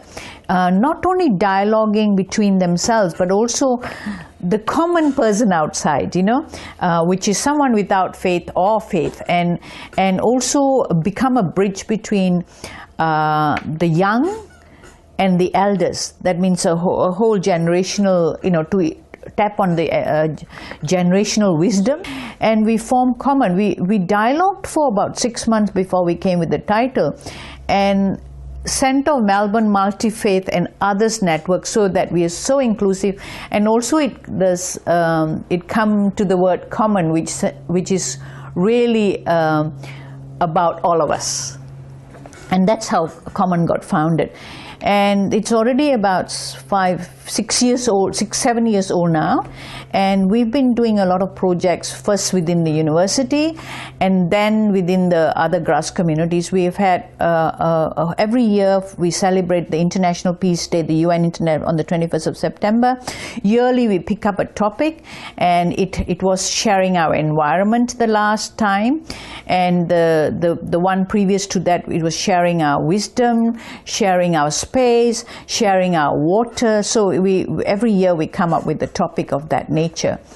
And so that's Common. And then Common bringing about the Aboriginal community to become part of the faith community, empowering the Aboriginal spirituality, which seemed to have been missing in a lot of the interfaith dialogue. And with my experience working with the Aboriginal community, not just here, internationally too, and developing PR and trust with the Aboriginal community, we are beginning to find the Aboriginal community really appreciating our efforts towards the peace and the freedom of their religion, which is spirituality of the land, is normally dialogue. In our programs, we normally start up with prayers from all the different faiths, and we have Aboriginal spirituality doing either the playing of the didgeridoo or a prayer of the earth to start our program. So Common is also about bridging the gap between the grassroots, the other NGOs, the government, and the academics. And Common also is about forming relationships with not only nationally, internationally too. We've had a large role in moving the multi-faith movement here in Victoria. There was already a couple of groups like the Dandenong interfaith groups, but it was about us coming and doing things that they had not been able to reach out to, especially the young people that we've managed to go. We had, I remember one of the first conferences we held was about equity and about our rights, and we had a whole equal rights conference, and we had the commission, our Human Rights Commission, come and do a display on what the rights that we have as being from the faith communities. At that time there was a topic on religion and its rights, and build on whatever the issues are. What we tend to look is what is the issues that are going on in the world, and to tackle it through dialogue, through putting events together where it could be just prayers coming together.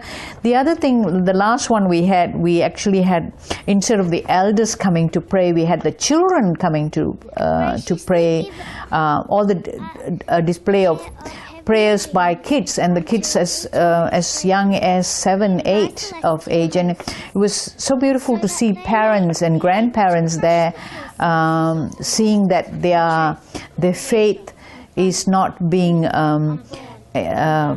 disintegrated into nothingness, but the next generation taking up. There was just smiles all over, and a feeling of the children being empowered to see these leaders, little young ones holding the mic and doing a prayer, and the sincerity of those prayers were just so beautiful. And we've had forums where we have the elders and then a youth forum, and then the communication between each other. So that's an area that we are doing, we are tackling. And there's so much to do. We've just started. I look at it as we have started a group that is that are working in the advocacy to make sure that we are living in a harmonious coexistence. We are very blessed to be in Australia. I feel very blessed to be in Australia because looking around the world, this is one place where I have freedom of my religion. I have, because I'm passionate in this peace movement, I've got so much I can contribute. If I was in another part of the world, the chances are that I would be looking at just my survival, and I will not be able to do some of the things that I'm doing from this end.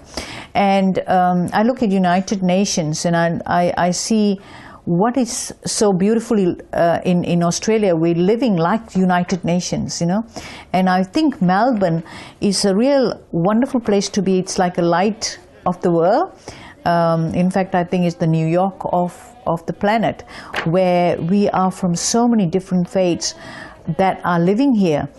We have so many languages, and there's not a country in this world that hasn't got people born in those countries living here now as Australians. There's just so much of richness. And from here, people, especially like the refugees that are come out, from here we are able to reach out to those countries through these refugees and addressing some of the issues that they are having. So there's so much we can do, first-hand information, as they say. And if we can heal people that are here, then we will that healing will reach out to the rest of the world. That's all for our program today. For more information, and if you want to see this episode again, visit our website at harmonyuniversity.net. Goodbye for now. Baha'u'llah,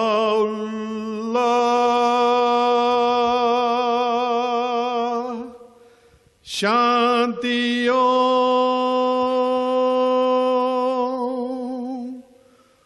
Allahu.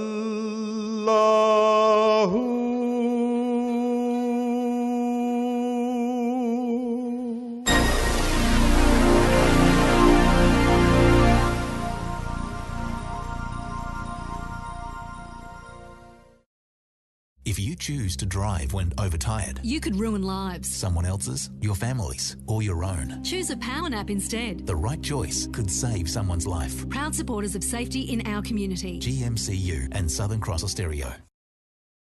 Hi, I'm Lane Beachley. Australians have recycled enough printer cartridges to cover Bondi Beach 12 times. That's kept 11,000 tonnes of valuable resources out of landfill. Drop your used original cartridges into the special boxes at participating retail outlets, and they'll be turned into new products from pens to road surfaces. Help us keep up the good work. Find out more at cartridges.planetark.org.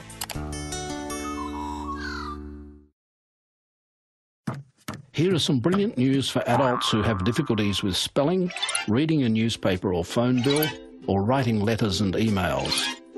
It can be easier to improve your reading and writing skills than to keep putting it off.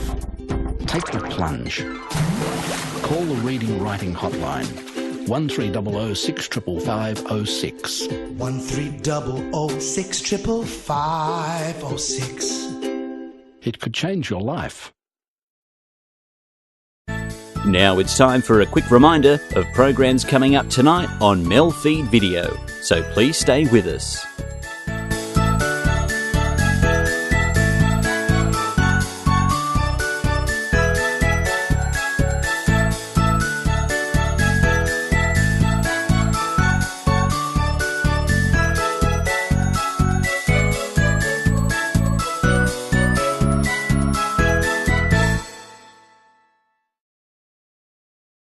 Australian women need to kiss more. Watch out for persistent and unusual symptoms, as they could be a sign of ovarian cancer. Know the important signs and symptoms. Kiss. Look out for symptoms like abdominal or back pain, difficulty eating or feeling full quickly, or persistent bloating, or a change in toilet habits. If you're experiencing persistent and unusual symptoms for more than 14 days, see a GP. Make sure you kiss regularly.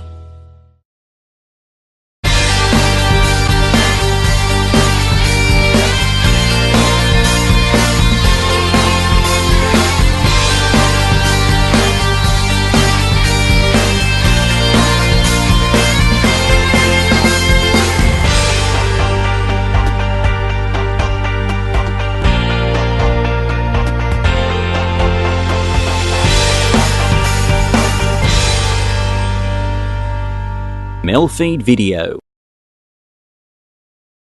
This program is proudly sponsored by Overload Poetry Inc., producers of the Melbourne Overload Poetry Festival, and by Westward Poetry, the Western Suburbs' premier poetry reading.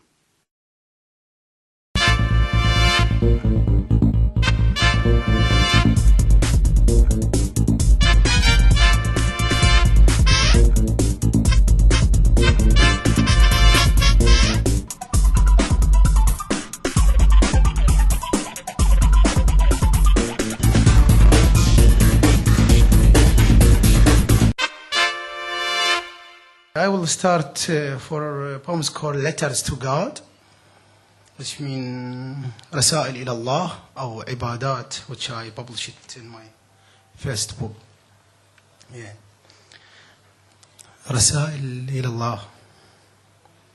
صعدت السلالم كلها من أجلك، وجدتك أغنية هي ذاتها التي تأتيني في المنام. كل يوم أبعث إليك رسالة، مصادفة وجدت كل الرسائل تحت وسادتي. حتما سنلتقي وأشكو لك أيامي، أقص عليك حكايات تعرفها، رغم كل هذا تصغي لي مبتسما.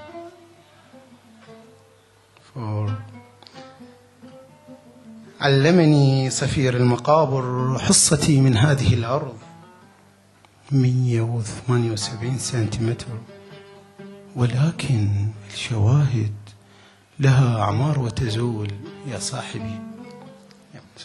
Letters to God. I climbed all the stairs for you. I find you that song which visits me while sleeping. 2. Every day I send you letters. By chance I found all the letters under my pillow. 3. The whistling of cemeteries taught me that my portion of this plant is 176 centimeters. 4. For sure we will meet, and I will complain to you about my days, and I will narrate stories known to you. In spite of that, you listen to me smiling.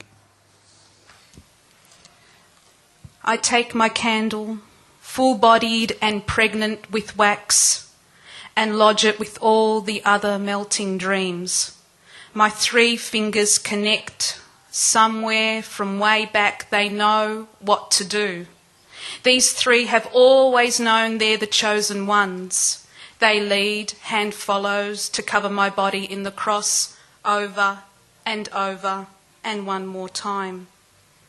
My lips spread to kiss the saints, all gilt-edged, all glass-cased and famed for sacrifice and service. Aios Yorgos, the saint of victory and honour, raises his bloodied sword to the heavens. At his feet lies the slain snake. I kiss the snake, and with that kiss I realise that I am the daughter and I have my own liturgy.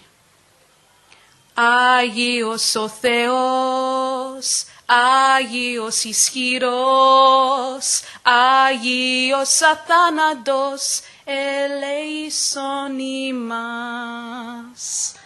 Jesus is Son of Man, hunky spunky root of man, bondage up on the cross, chest smooth as ice cream. If these words are sin, with both hands clasped, I pray, cross, recross thrice my breasts before his nakedness. I could see him in suede, a goatee, a nose ring, even in leather out-rebelling James Dean. He had the cause worth dying for. The most alluring quality is quiet strength, hidden behind discourse, and loincloth. Troubled soul comes second, and he had both. Did Mary Magdalene ever discover the biggest mystery? If these words are sin, I quote, «Ο Θεός είναι μεγάλος, αλλά η ζωή είναι μικρή», passed on to me by generations of icon kisses. God is the ever-knowing, we are forever questioning. Άγιος ο Θεός, Άγιος ισχυρός, Άγιος αθάνατος ελέησον ημάς.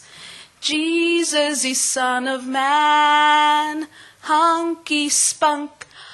The priest takes my liturgy away from me by opening up his large black book and spouting the words of virginity and resurrection, of closed legs and locked ears, and as he speaks, I begin to notice his mouth. Beneath all that steel wool grizzle, and his eyes, all dark with intent and purpose, so similar to Geordie's, my cousin's eyes, when he's spinning the vinyl on the deck, mixing in the doof with the thump, creating a space for techno heart and dance with discipline. Geordie loves coming to church, even though he's man-hungry, even though he's drug-happy. He gets high on the frankincense.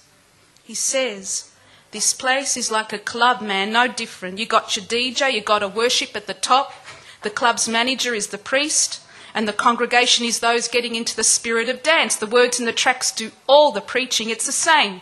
You kiss the icons here, you get to kiss icons at a club too. Don't you worry. Άγιος ο Θεός, Άγιος ισχυρός, Άγιος αθάνατος ελέησον ημάς. I look up at the church's ceiling, at the chandelier made of fragments of jagged glass glued to the one union. I search for any glimpse of myself, half an eyebrow or an ear. Nothing of me shines back. Like the mirror ball of squares, all you can do is stare into glazed reflection and hope for acceptance, then wonder why you need it. Jesus is Son of Man, hunky spunk. Δόξα Πατρί και Υιό και Άγιο Πνεύματι. And with that, he closes the big black book. Amen. Amen.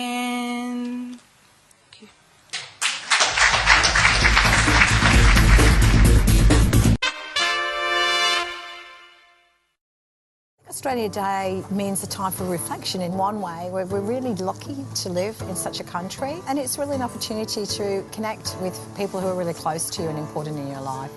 I hope and wish for a society that truly respects everybody in every shape and form. On Australia Day, I'll be actually at the tennis, and I'll be sharing that with my friend. Doesn't get much better than that, really. Get together on Australia Day. Go to australiaday.org.au to find out how.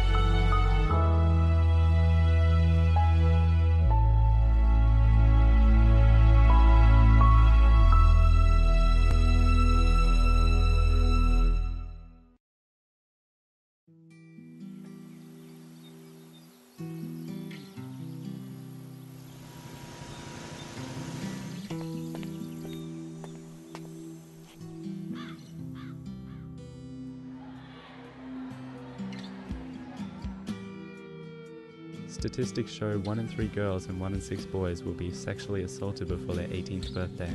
Help break the silence on child sexual assault. Go to bravehearts.org.au.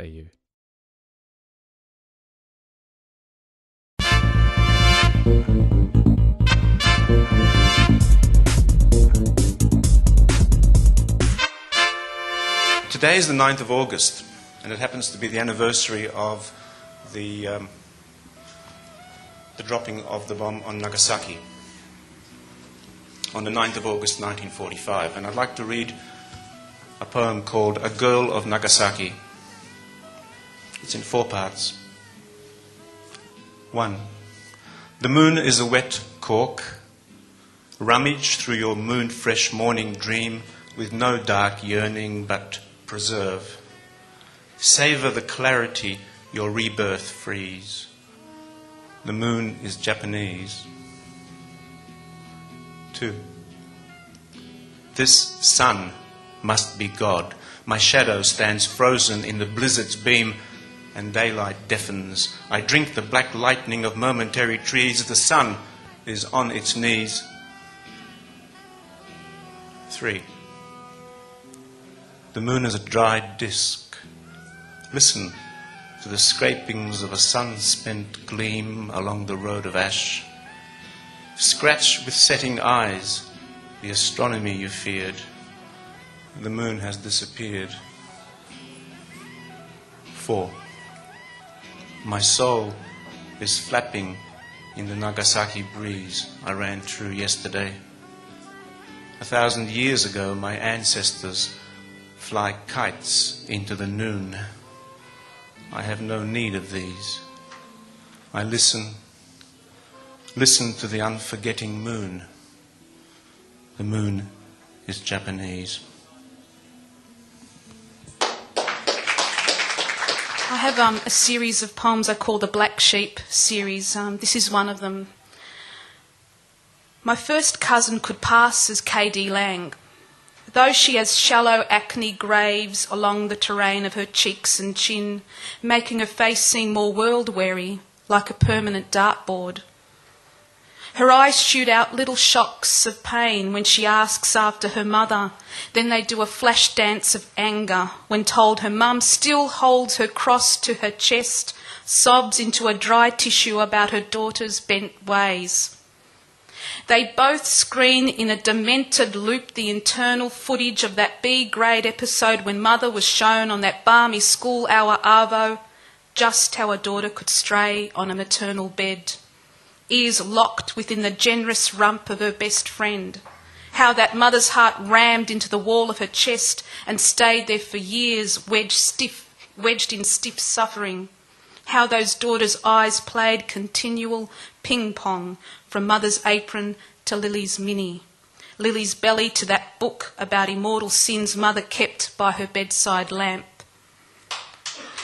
On an island several oceans and continents away, cousin rewrites the Bible with a buxom saviour who takes an axe to the cross and a nun to bed. She plans to launch the book on Christmas Eve and gift wrap a copy to her mother, and gift wrap a copy to her mother, and gift wrap a copy to her mother. I'd like to read an extract from a long poem called Quadrilateral. It's a poem in 4 parts. This comes from the 4th part called Trial by Fire. It deals with many things, this poem, and this section has something to say about the 20th century and all the extraordinary events that shaped it and the way we have responded to it. So the treachery of words. This alone is left us.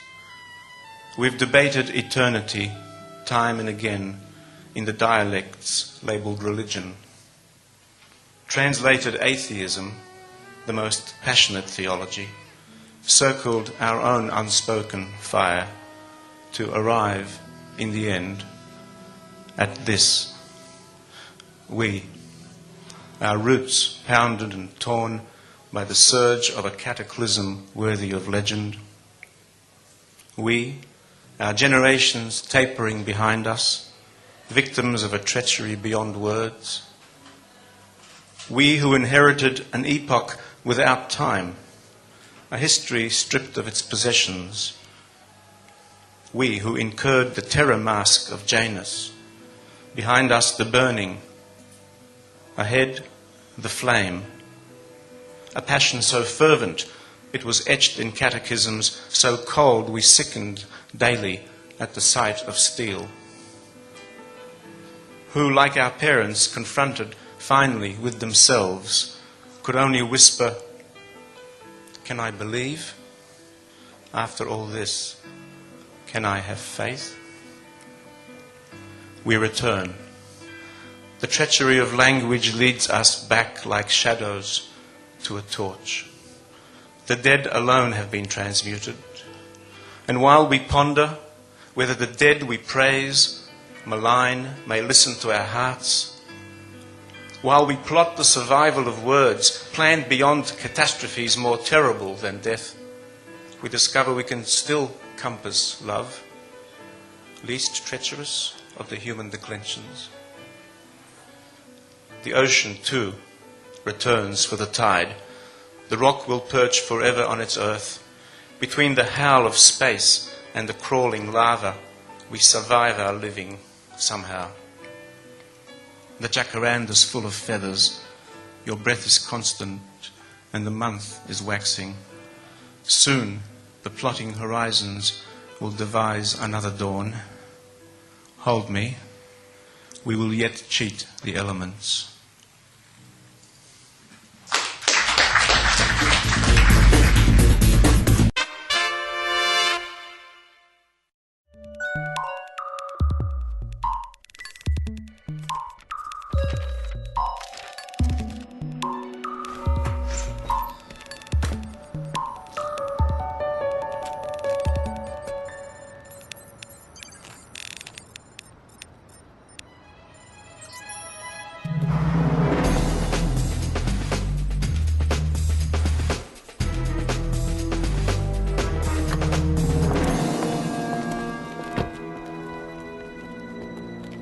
So, you think you're ready for this? To take on the world? Why not?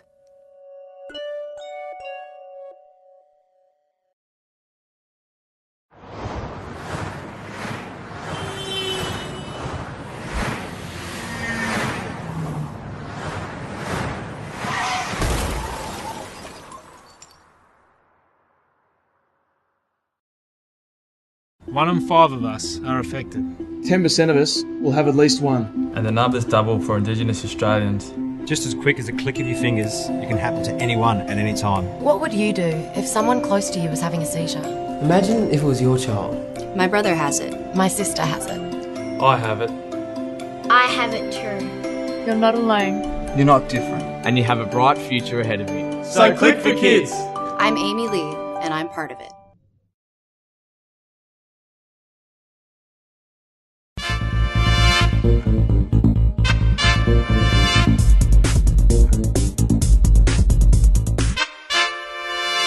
And second poem's gonna be لقد وصل البرابرة. We're gonna head by Arabic. The Barbarian Inside the Gate. Most of you know the poem there is for Kafafi actually, called Barbarian on the Gate. And actually there is a few novels, especially with South America writer. They wrote same title and same meaning, so they just like back to Kafafi. So yeah. The Barbarian Inside the Gate من لقد وصل البرابرة. لقد وصل البرابرة الإمبراطور الأعمى ألقى خطبته من غرفته الكونكريتية. لقد وصل البرابرة سنوا القوانين. لا داعي لمجلس شيوخ بعد الآن ما جدوى. لقد وصل البرابرة لا حاجة لخطباء مفوهين. ولأن دجلة تصحرت فالكتابة طعم السنة اللهب. لقد وصل السبي الآثار خرافة لا حاجة لنا بها. وما الذي تعنيه بقايا بابل؟ البرابرة سوف يصنعون لنا ماضيا وحاضرا ومستقبلا. لقد وصل البرابرة. الساحات تزدحم وتخلو وتزدحم سريعا. الناس سكارى وما هم بسكارى. لقد وصل البرابرة يا كافافي وما من حل.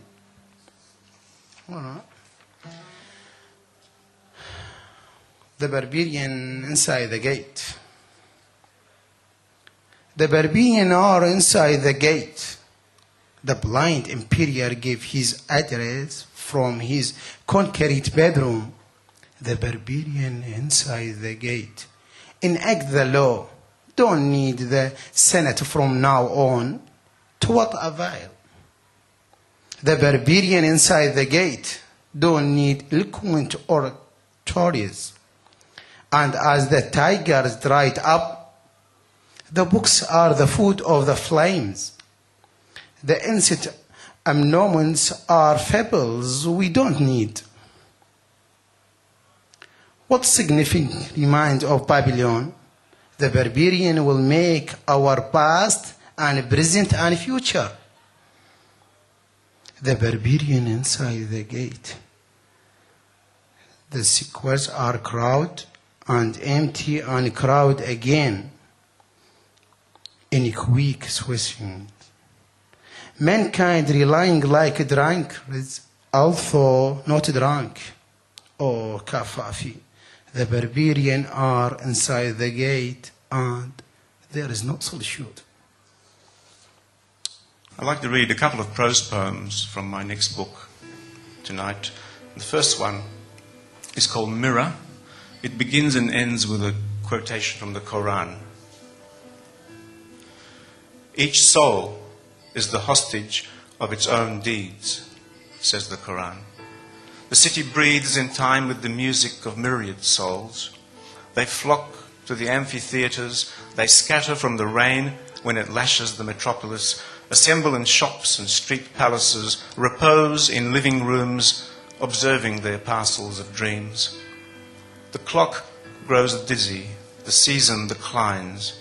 Each day they collect their ransoms, paid by themselves into their private books. The scroll grows thick as it unwinds. It would be impossible to compute the sum on a single day of all the thoughts and deeds transacted in the city. An endless book is the city of myriad souls. It would be necessary at once to read each letter of every word on all the pages of this endless book in order truly to understand the city. Perhaps only children understand the city. They cradle their colourful balloons past window fronts full of words and inventions. They run along alleyways blind to the glistening sky. They do not require anything of the sky.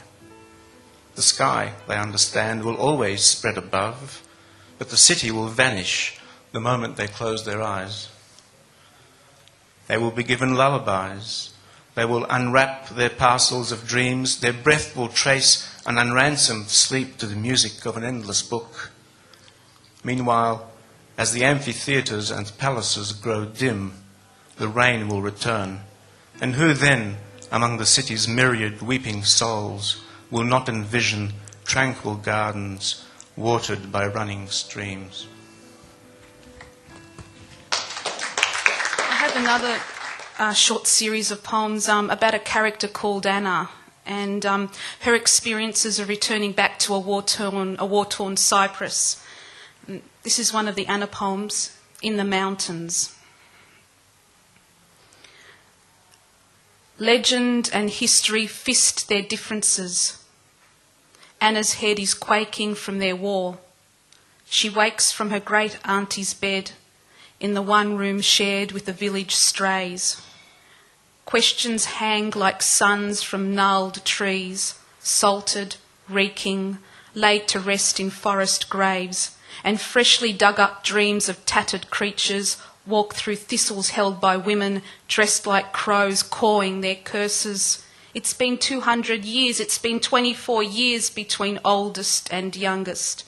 They roam the fields of scorched apples, wade thigh-deep in Clarios River to soak and never cleanse the stains of the most bittersweet sap. A return flight is life's haunt and echo. Anna stalks the escarpment of memory, how the candles were gathered like lost children, wrapped in sacred cloth, blessed and set alight in the last church, how newlyweds once circled the grand rock, clamoured its great height to wish eternity for their new life, how this rock toppled to kill a young husband and wife, how the village thrived at the base of this murder site, how the beauty of silk so light weaves so rich, grapes so full on the vine lend their sparkle and mystery to terracotta eyes, and how these eyes close their lids in the mountains.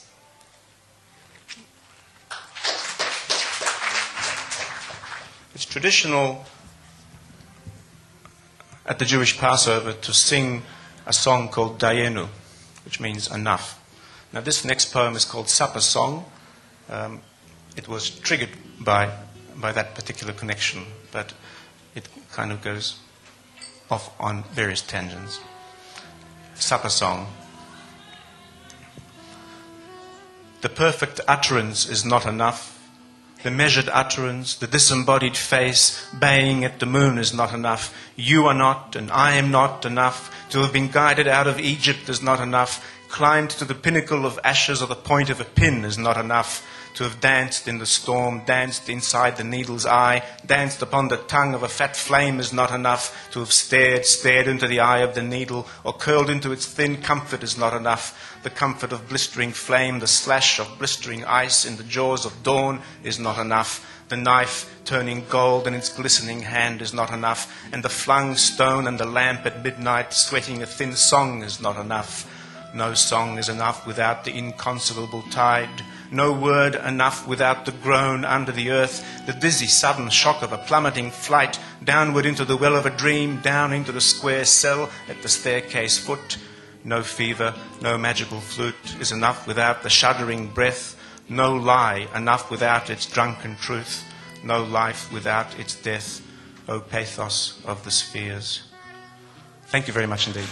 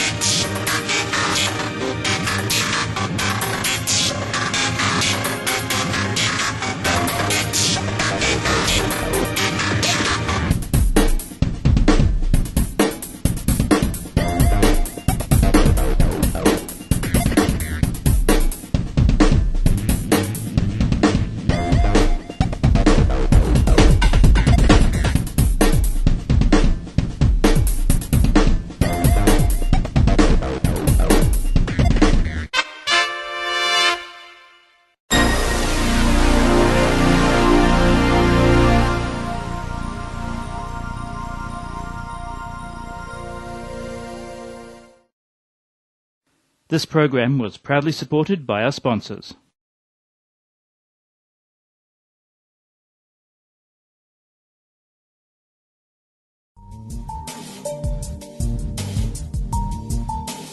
Do you currently have a community service announcement on free-to-air television? If you do, you can now submit it to us as well via our website at MELfeed.video. We have lots of time to fill on these broadcasts, and we are sure to give your announcement a great run on MELfeed.video.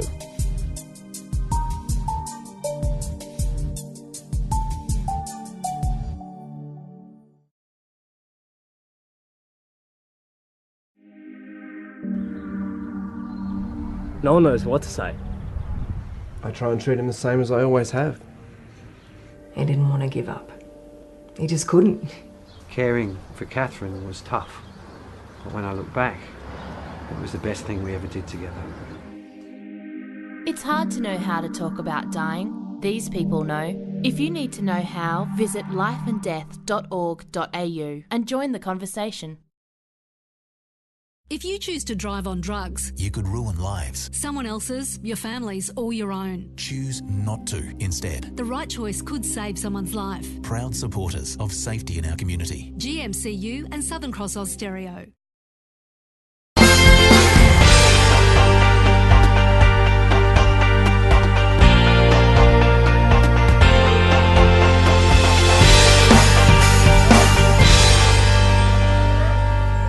MELfeed.video.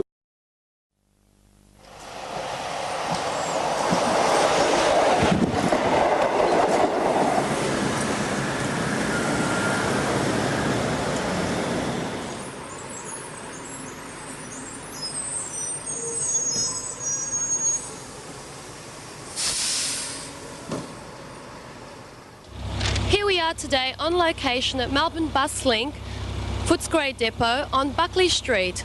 And as you can see, the buses are getting ready to run out into the afternoon peak hour service to transport passengers to their destinations. Melbourne Bus Link operates a fleet of 86 buses and 186 staff members bring the service to you. I'm here with Greg Dower, the General Manager for Melbourne Bus Link, to get some insight into what Melbourne Bus Link is all about, how it started and why it's important. Hello, Greg. How are you, Tanya? I'm very well, thank you. Now, tell me, how did Melbourne Bus Link form? Well, Melbourne Bus Link started as a result of a tender that the current government started back in 1992. And as a result of that tender, Melbourne Bus Link was formed towards the end of last year, but it started operation on the 13th of April this year. Just a little bit of background into the tendering process.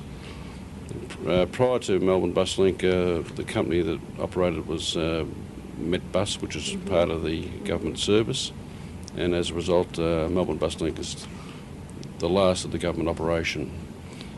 Prior to that, there was 4 depots that operated the government service. NBC took over operation of the other part of the service back in '93. The tender started last year for Melbourne Bus Link, but the '92 was the one for Medbus. Okay. And what we're about is providing a fairly extensive service to the people of the western suburbs primarily, and also down along the beach area at Sandringham, Brighton, and also Gardenvale. We believe this is a very important part of the bus network of Melbourne. Yes, you cover quite an extensive service, don't you? Yes, there's 7 routes, I think. Yes, 7 major routes, and each of those routes have their own characteristics, their own markets. So it's very important that we have a good understanding of that and ensure that we give the customers on those various markets the best possible service we can. Can you tell the viewers what those routes are? I'll start from 232, that's the service from North Altona to the city. That service operates from a interchange out at North Altona. It's basically an express service that operates 7 days a week. But the last service is on a Friday night at about 9 o'clock. It doesn't operate late at night. 220, which is Gardenvale to Sunshine, it's a very long route. The travel time during the peak period is around about 95 minutes. That provides a fairly extensive service to the western suburbs and also down the southeastern area. We carry a lot of school children on that route. 216 and 219 operate. 216 operates from Deer Park to Brighton, and 219 is from Sunshine Park and also South Sunshine to Brighton. That also is a very long route, and that route also extends to Melton on a Saturday, which makes it an extremely long route. But the importance of that is that there's no transport in Melton on a Saturday, so it provides a very vital service, particularly for the youth of Melton, to be able to get into Melbourne and back on a Saturday night. Yeah, I bet a lot of people are counting on that service to continue. Yes, they definitely are, and we're also fortunate that we operate the night rider service on a Friday and Saturday night, which also services Melbourne. The other routes, we have 600, which operates from our Sandringham depot. We have a small depot in Sandringham with 14 buses, and that operates from St Kilda Station to Southland Shopping Centre. It carries a lot of elderly people, particularly around the Sandringham, Black Rock, Beaumaris area, and provides a fairly vital feeder to two areas. One is the Sandringham Station for commuters from the Black Rock, Beaumaris area going to work, and also for shoppers in going to Southland, which is a very large shopping centre down that area. The other service we have in Footscray is 223, which operates from Yarraville and Williamstown Road to High Point. That's a very busy service. We carry a lot of people on that route. 215, it operates from High Point to Deer Park West. That's only an hour service, but it's also a fairly vital service. So they're basically our services, and we cover a very large area of the western suburbs and also down the southeast. Oh, that's great. Now, who are the groups that make up Melbourne Buslink? Well, Melbourne Buslink was formed as a result of a consortium between Dyson's Bus Services and Reservoir Bus Company, the two long-established companies that operate in the northern part of Melbourne, and they bring a lot of expertise to this business, and I believe one of the main things they bring to this business is a change of attitude towards the staff that operate in the business, which is extremely important. But they also are very experienced in bus operations. Hence the changes taking place, or that have taken place since the amalgamation of these groups to form the Melbourne Buslink Co-op. Oh yes, there's been quite a substantial change, particularly the way that the staff work, and there's a lot less administration now since the government operations. But we believe we concentrate on the core business, so we don't need a lot of people to do that. I think in the past there was emphasis on other things apart from the core business, and really our business to operate a bus service for the community in the western and the southeastern suburbs. So, and as I said before, I think the thing that you'll find in Melbourne Buslink is a refreshing change in the attitude of staff towards working in this company as opposed to what it was before. And your focus now is very much on customer service.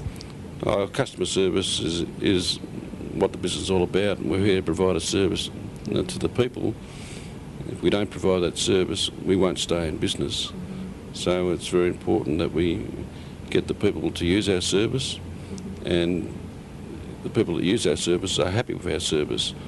We have problems from time to time, but we do what we can as quickly as possible to identify the problems and also rectify them.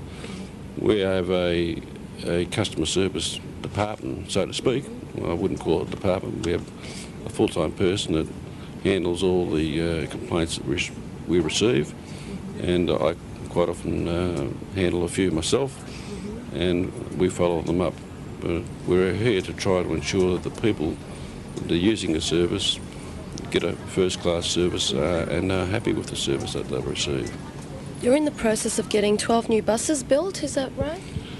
That's correct. We're in the process of having those buses built. Hopefully we'll have the 12 in total in service by the end of this financial year.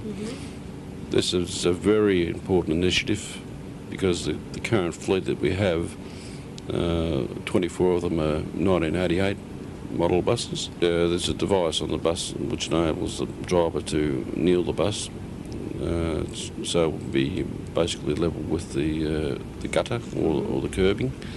So that enables, for instance, an elderly person to step straight onto a bus, or in the case of a mother of a pram, just wheel the pram straight onto the bus. There's no climbing and there's less likelihood of people falling over. And in addition to that, we can gives us the ability to put wheelchairs onto the buses. If we can't get the wheelchair on by that means, the other way will be for ramp, which will be also installed in the bus, where the driver will put down to get the wheelchair onto the bus. And we provide a place on the bus for a wheelchair to be stationed. What does it take to be a bus driver? I'm sure most people might think all it is, you know, hopping onto a bus and sitting down and driving for eight odd hours. But what's exactly involved, and what level of skill do you need to be a bus driver? Well, I suppose I'm in a fortunate position. I was a bus driver 25 years ago. What you need, you have to have the ability to be able to concentrate for a fairly long length of time. It's a very skillful job and also very demanding. You have to have the right type of temperament, and also you have to have a sense of humour, because sometimes things don't always go your way. So, but you got to have a very good driving technique, because you're driving a 12-metre vehicle, which is quite heavy, and it doesn't pull up quite the same way as a motor car does. No. So the skill level is quite high. Where do you see the future of Melbourne Bus Link? I see the future as being very positive, mainly because there's going to be a lot of development in the western area. Docklands is one project that's going to be very important. We currently service that precinct. So when the road network is put in, obviously we'll be looking to provide a service to either residential or industrial development there. Another important area that's currently being developed is Caroline Springs. It's out in the Western Highway past Deer Park. So we'll be looking to provide a service there, and any other development that occurs in the western suburbs. So we see the future as being very positive for this company. And as I said before, that with introducing new buses, it's going to provide a higher level of satisfaction for the people using our service, and I believe also for our staff, because they'll be using the state-of-the-art equipment. So we see this a lot easier. Oh, it certainly will, and we see a very positive future for Melbourne Bus Link. Great. Well, thank you very much for your time, Greg, and good luck in the future. Well, it's a pleasure, and I hope the viewers out there are encouraged to use public transport, because it's a very important aspect of the environmental protection that we need to ensure that we all get involved in nowadays. So thank you for the opportunity to be able to talk about Melbourne Bus Link. It's good night from me at Melbourne Bus Link at Footscray, wishing you comfortable and safe travel.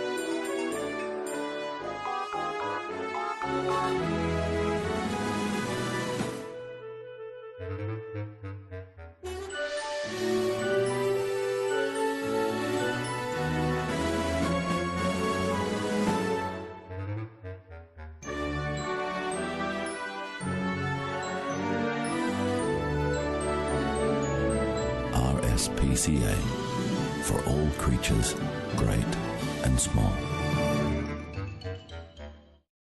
Okay, Sarah, I'm going to order some pathology tests to see how everything's going. Half the Australian population had a pathology test last year. That's you or someone you love. 100 tests are performed every minute, delivering vital medical information. From the moment you are born, your healthcare depends on pathology tests. 70% of medical decisions rely on information from pathology tests. Pathology is the engine room of healthcare. One small sample can reveal millions of insights all about you.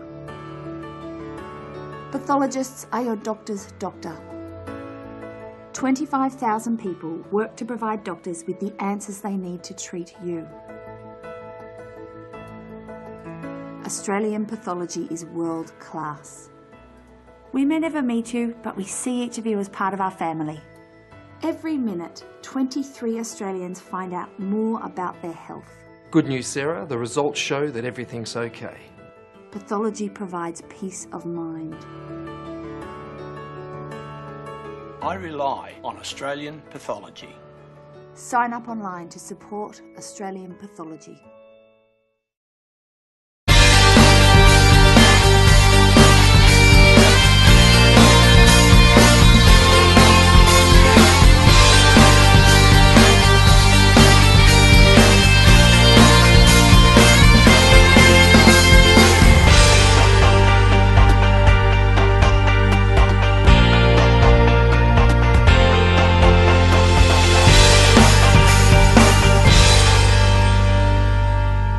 MELfeed.video.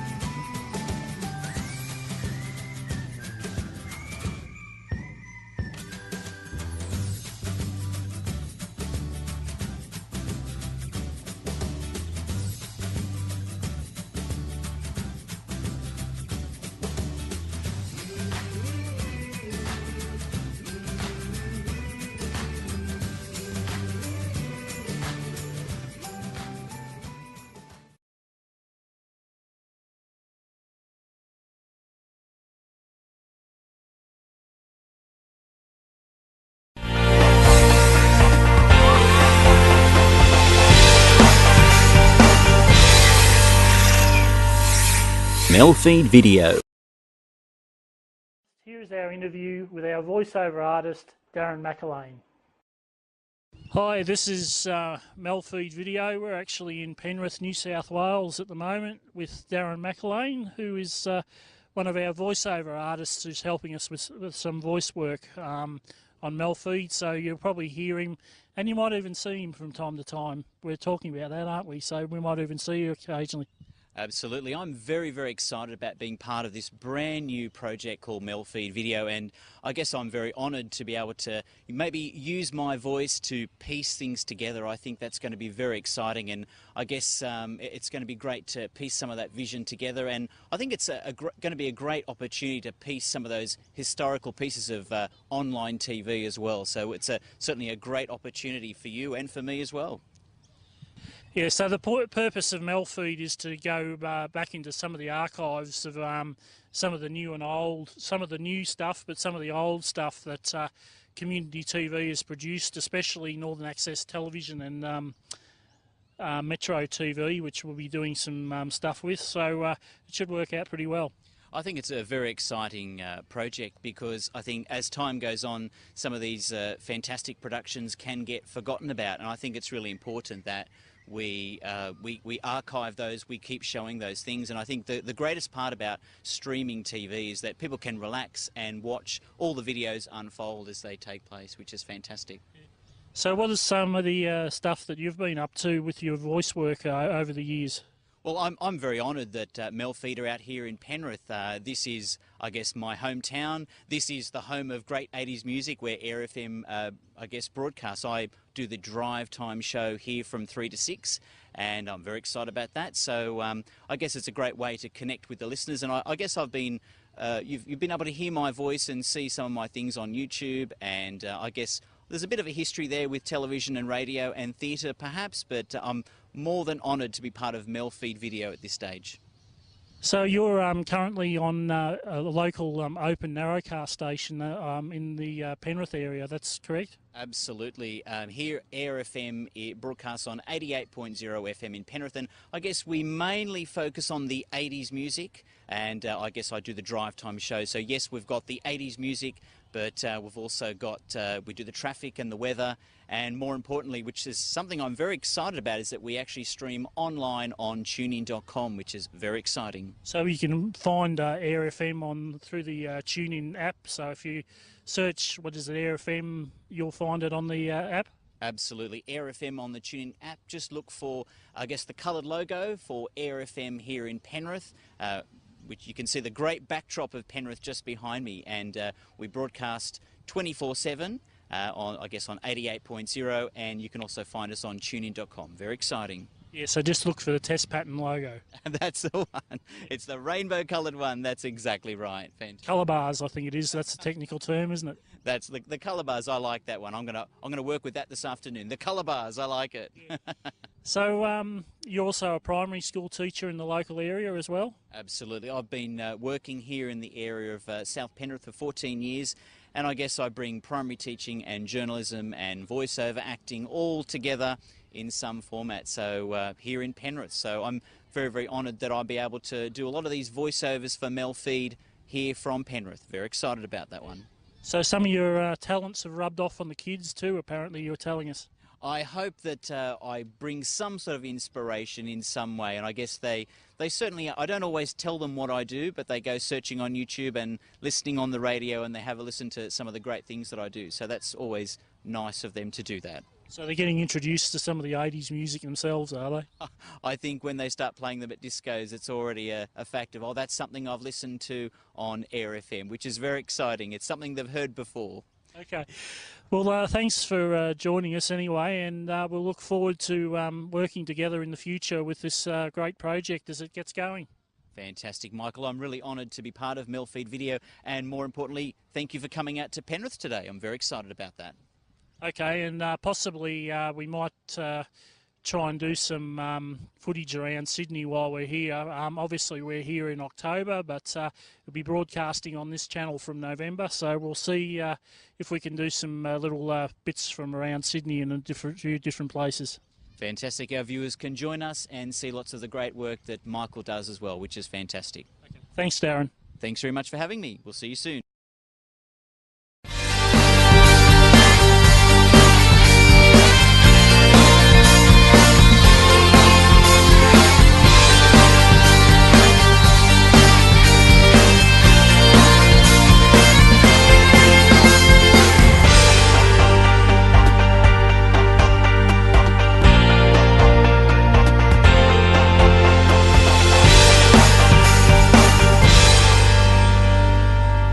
MELfeed.video.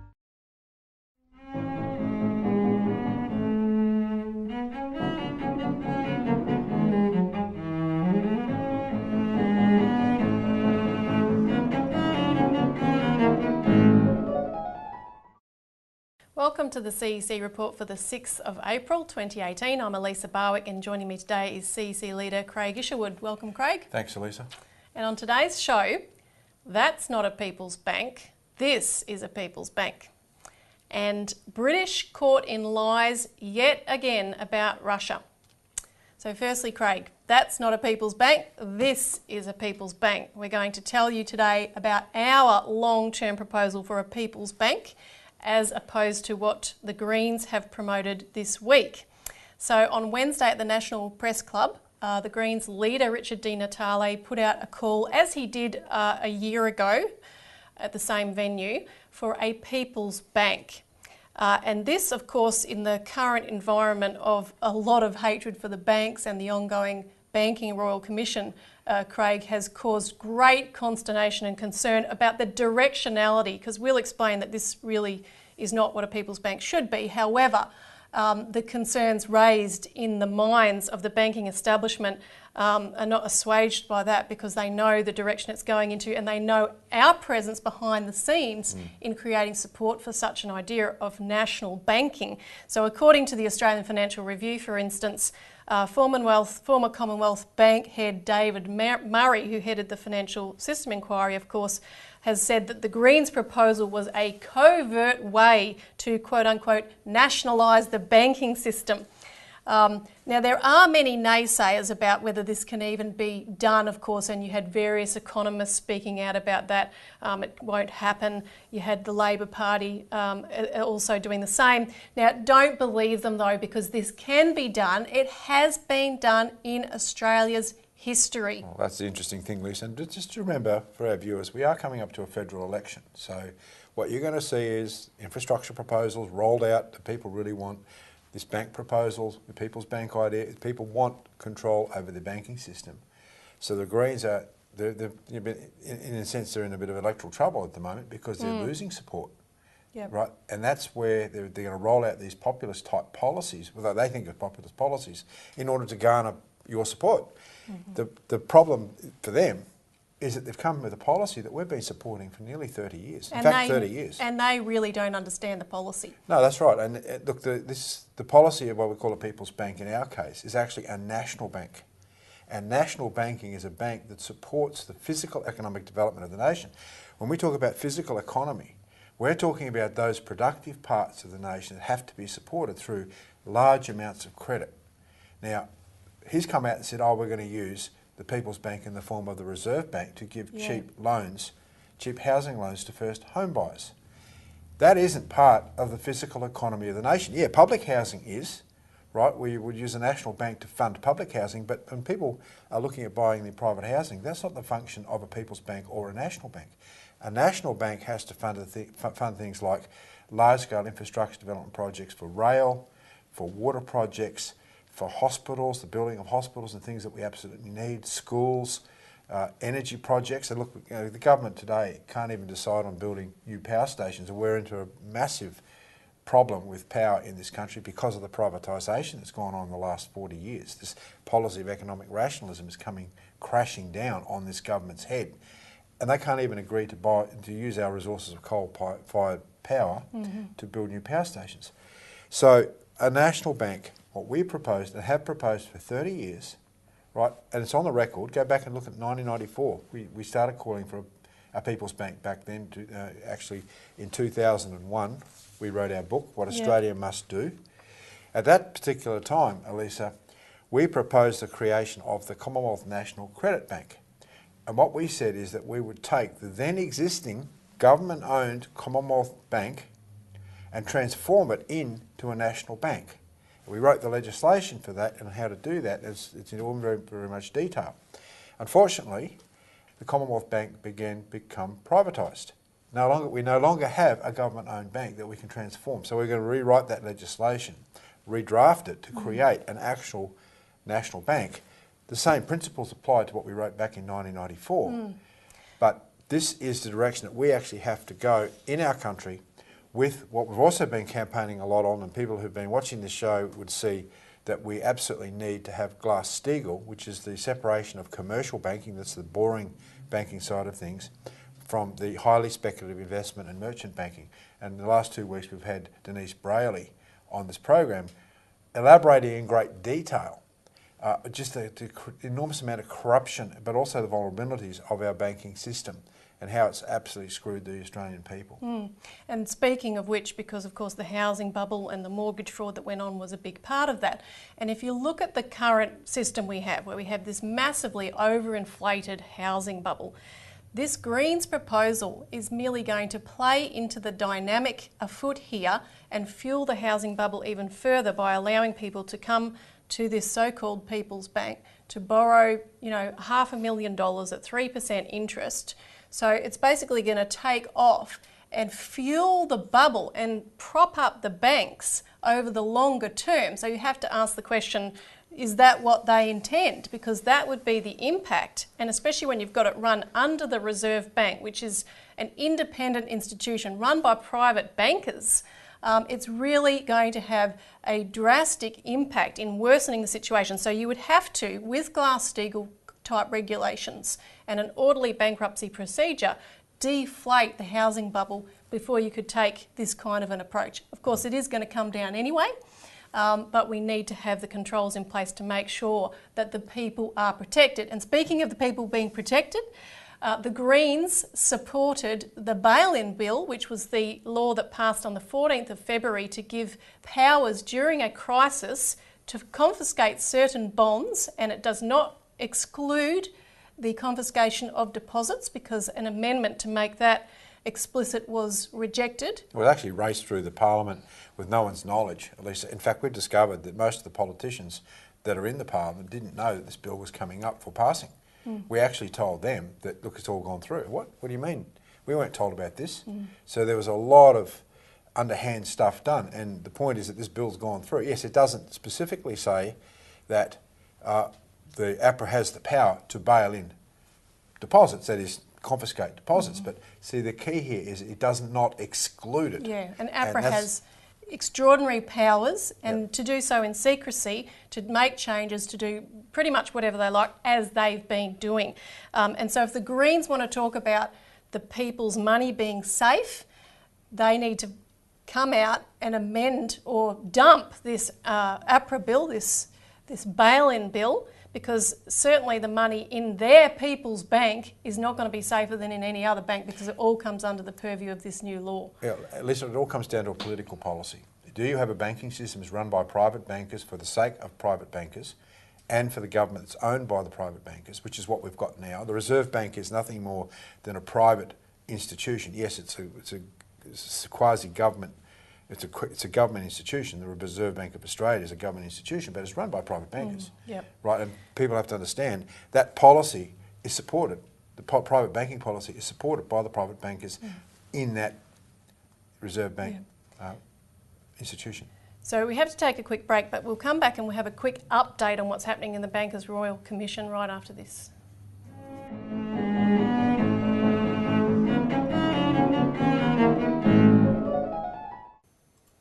Welcome back to the CEC Report, where we're talking about a People's Bank. Now, a quick update on the progress of the Royal Commission, because all of the exposure of what's really been going on in the banking system is really driving support within the public for regulations such as Glass-Steagall, as we just talked about, and also for a better banking system, which would include certainly a People's Bank, but specifically a national credit bank that would fund the development of the nation, as we've written legislation for.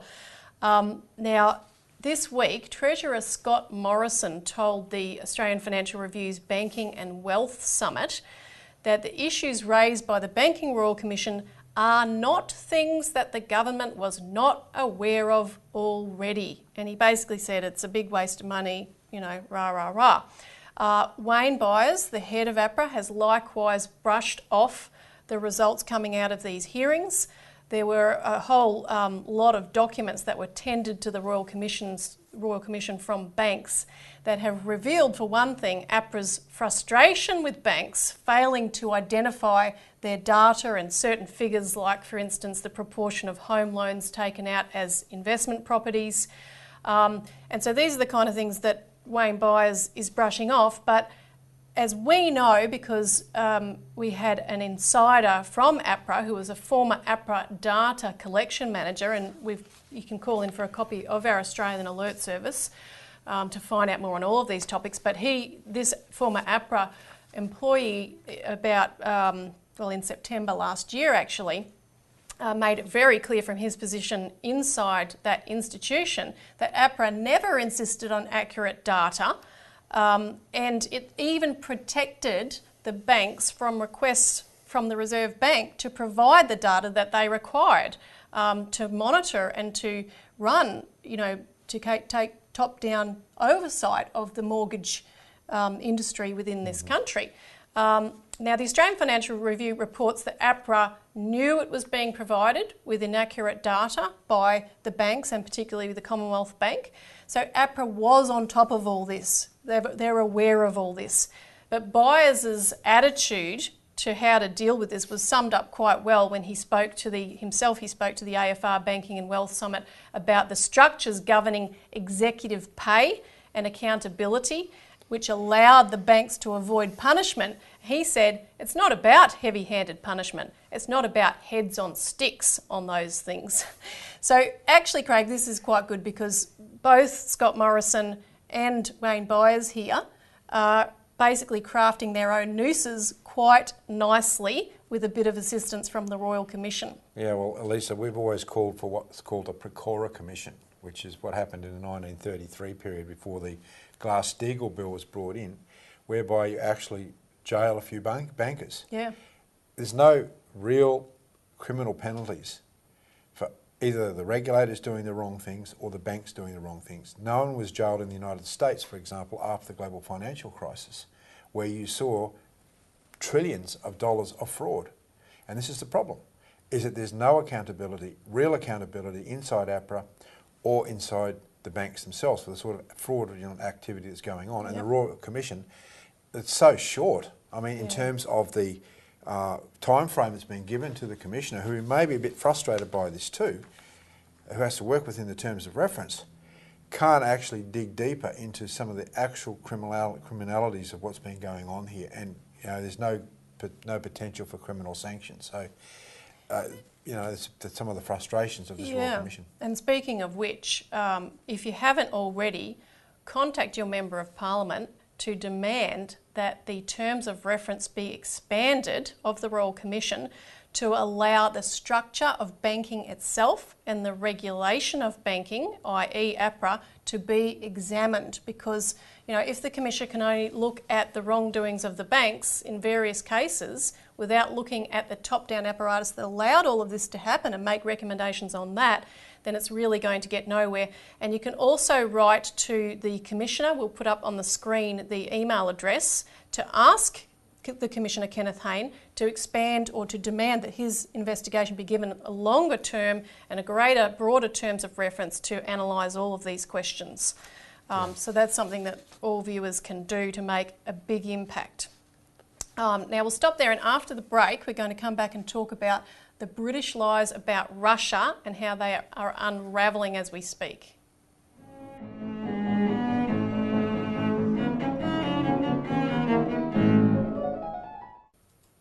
Welcome back to the CEC Report. British caught in lies yet again about Russia. So we're talking here, Craig, about the so-called attempted assassination of the former Russian-British double agent Sergei Skripal and his daughter. You can read more about the background of this story in the Australian Alert Service. We don't have time to go through all of that today.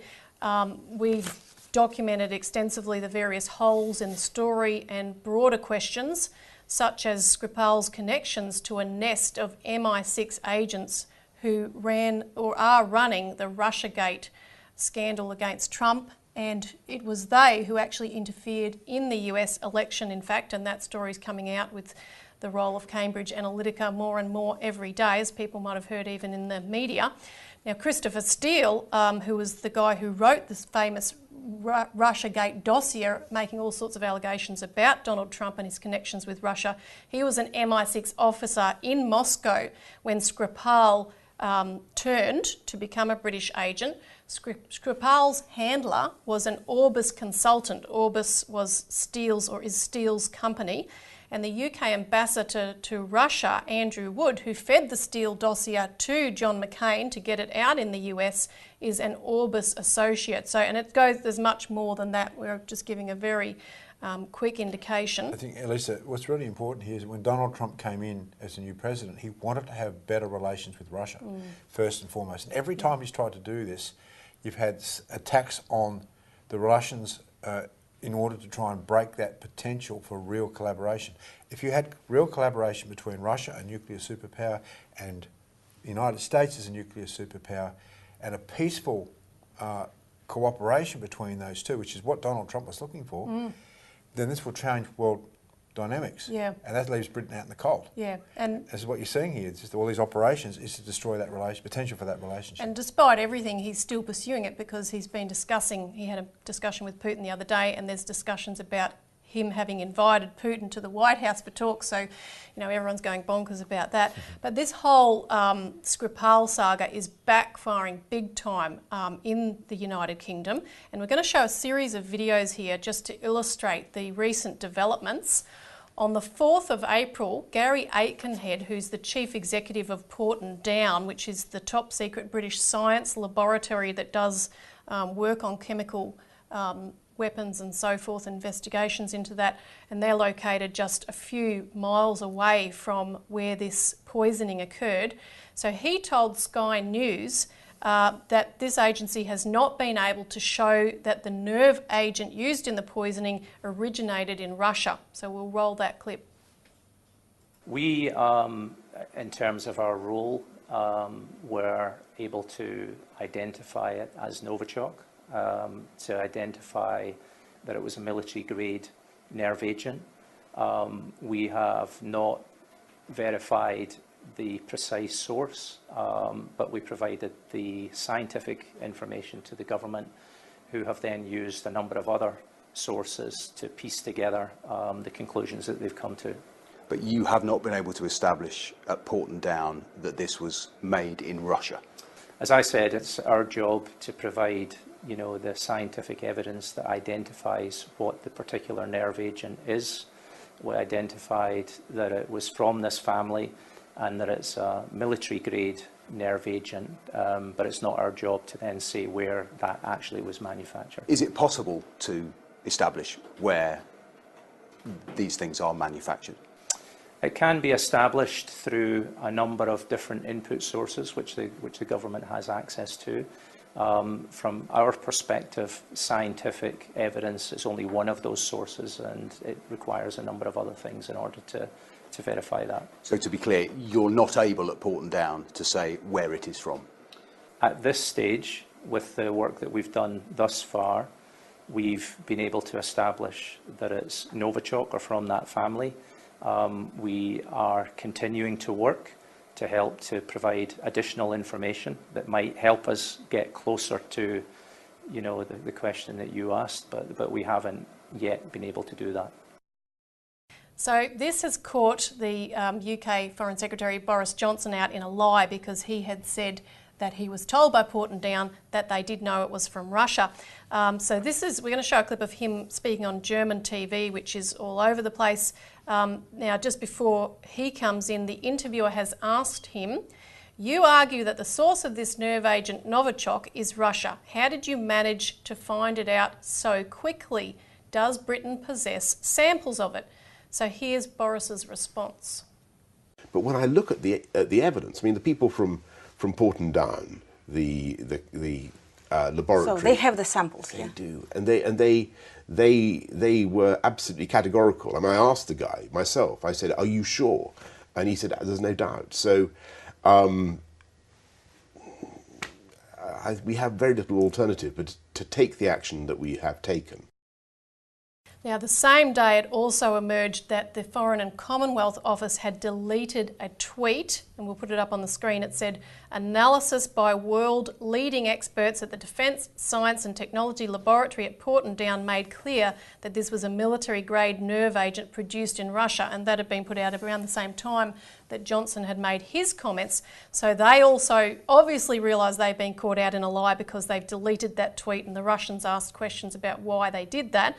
Now, we'll play a clip also of Jeremy Corbyn, the Labor Party leader, because of course he came under enormous attack for daring to ask for proof and provide samples of the agent to Russia and so forth, and they've used this as the excuse for a major tirade against him.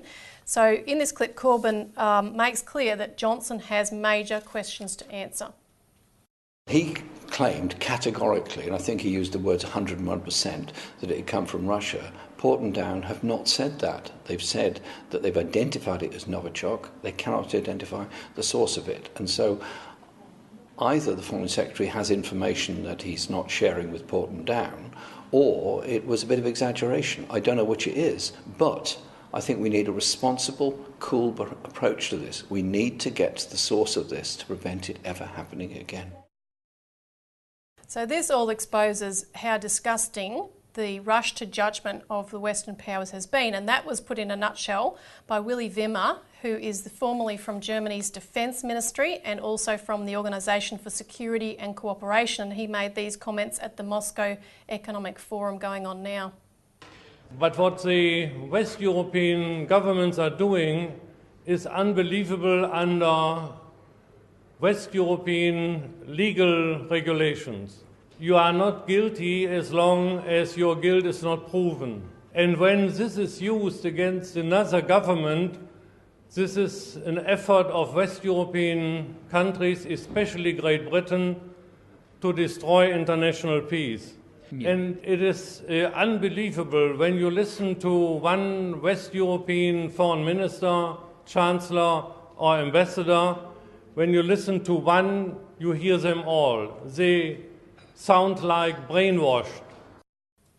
So in response to this, the Russian Foreign Ministry spokeswoman Maria Zakharova has said that the UK Foreign Office has just said that its decision to blame Russia was based on suspicions. No evidence. Exactly. Now, the Russians have convened a special session of the Organisation for the Prohibition of Chemical Weapons, which is the agency that should be looking into this.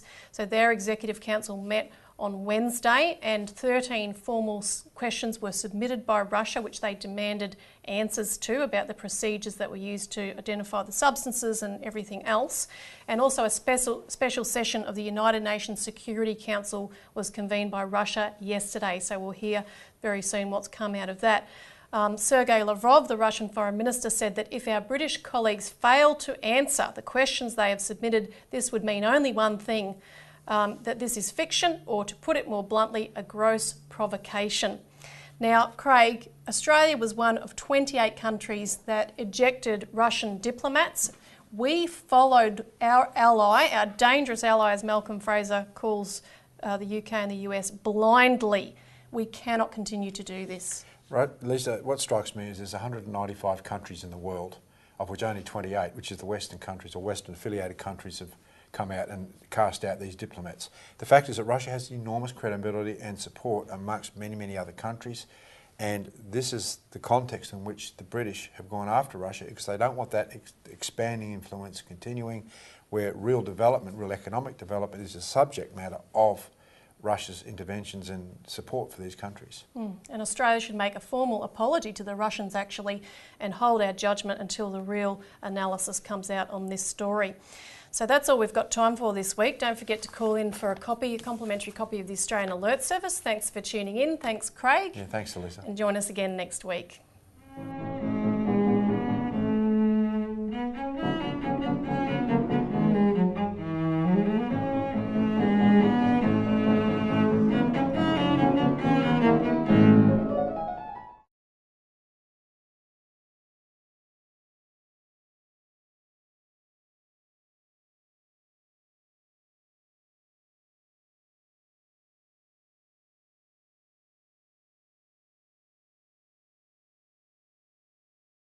They say there's a chance I could die in a car crash, maybe even from heart disease, maybe even skin cancer. I could die in a work-related accident, or I could die in a fight. The fact is, the biggest cause of death for men in my age group is suicide. Please don't let this happen to me. You can do something. Lifeline believes that suicide is mostly preventable. Help us save lives. Find out what you can do at lifeline.org.au.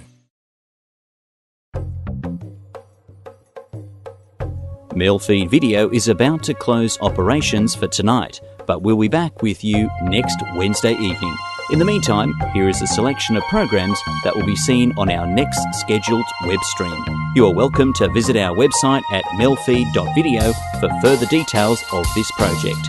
Until next time, from all of us at MELfeed Video, we wish you a very good night.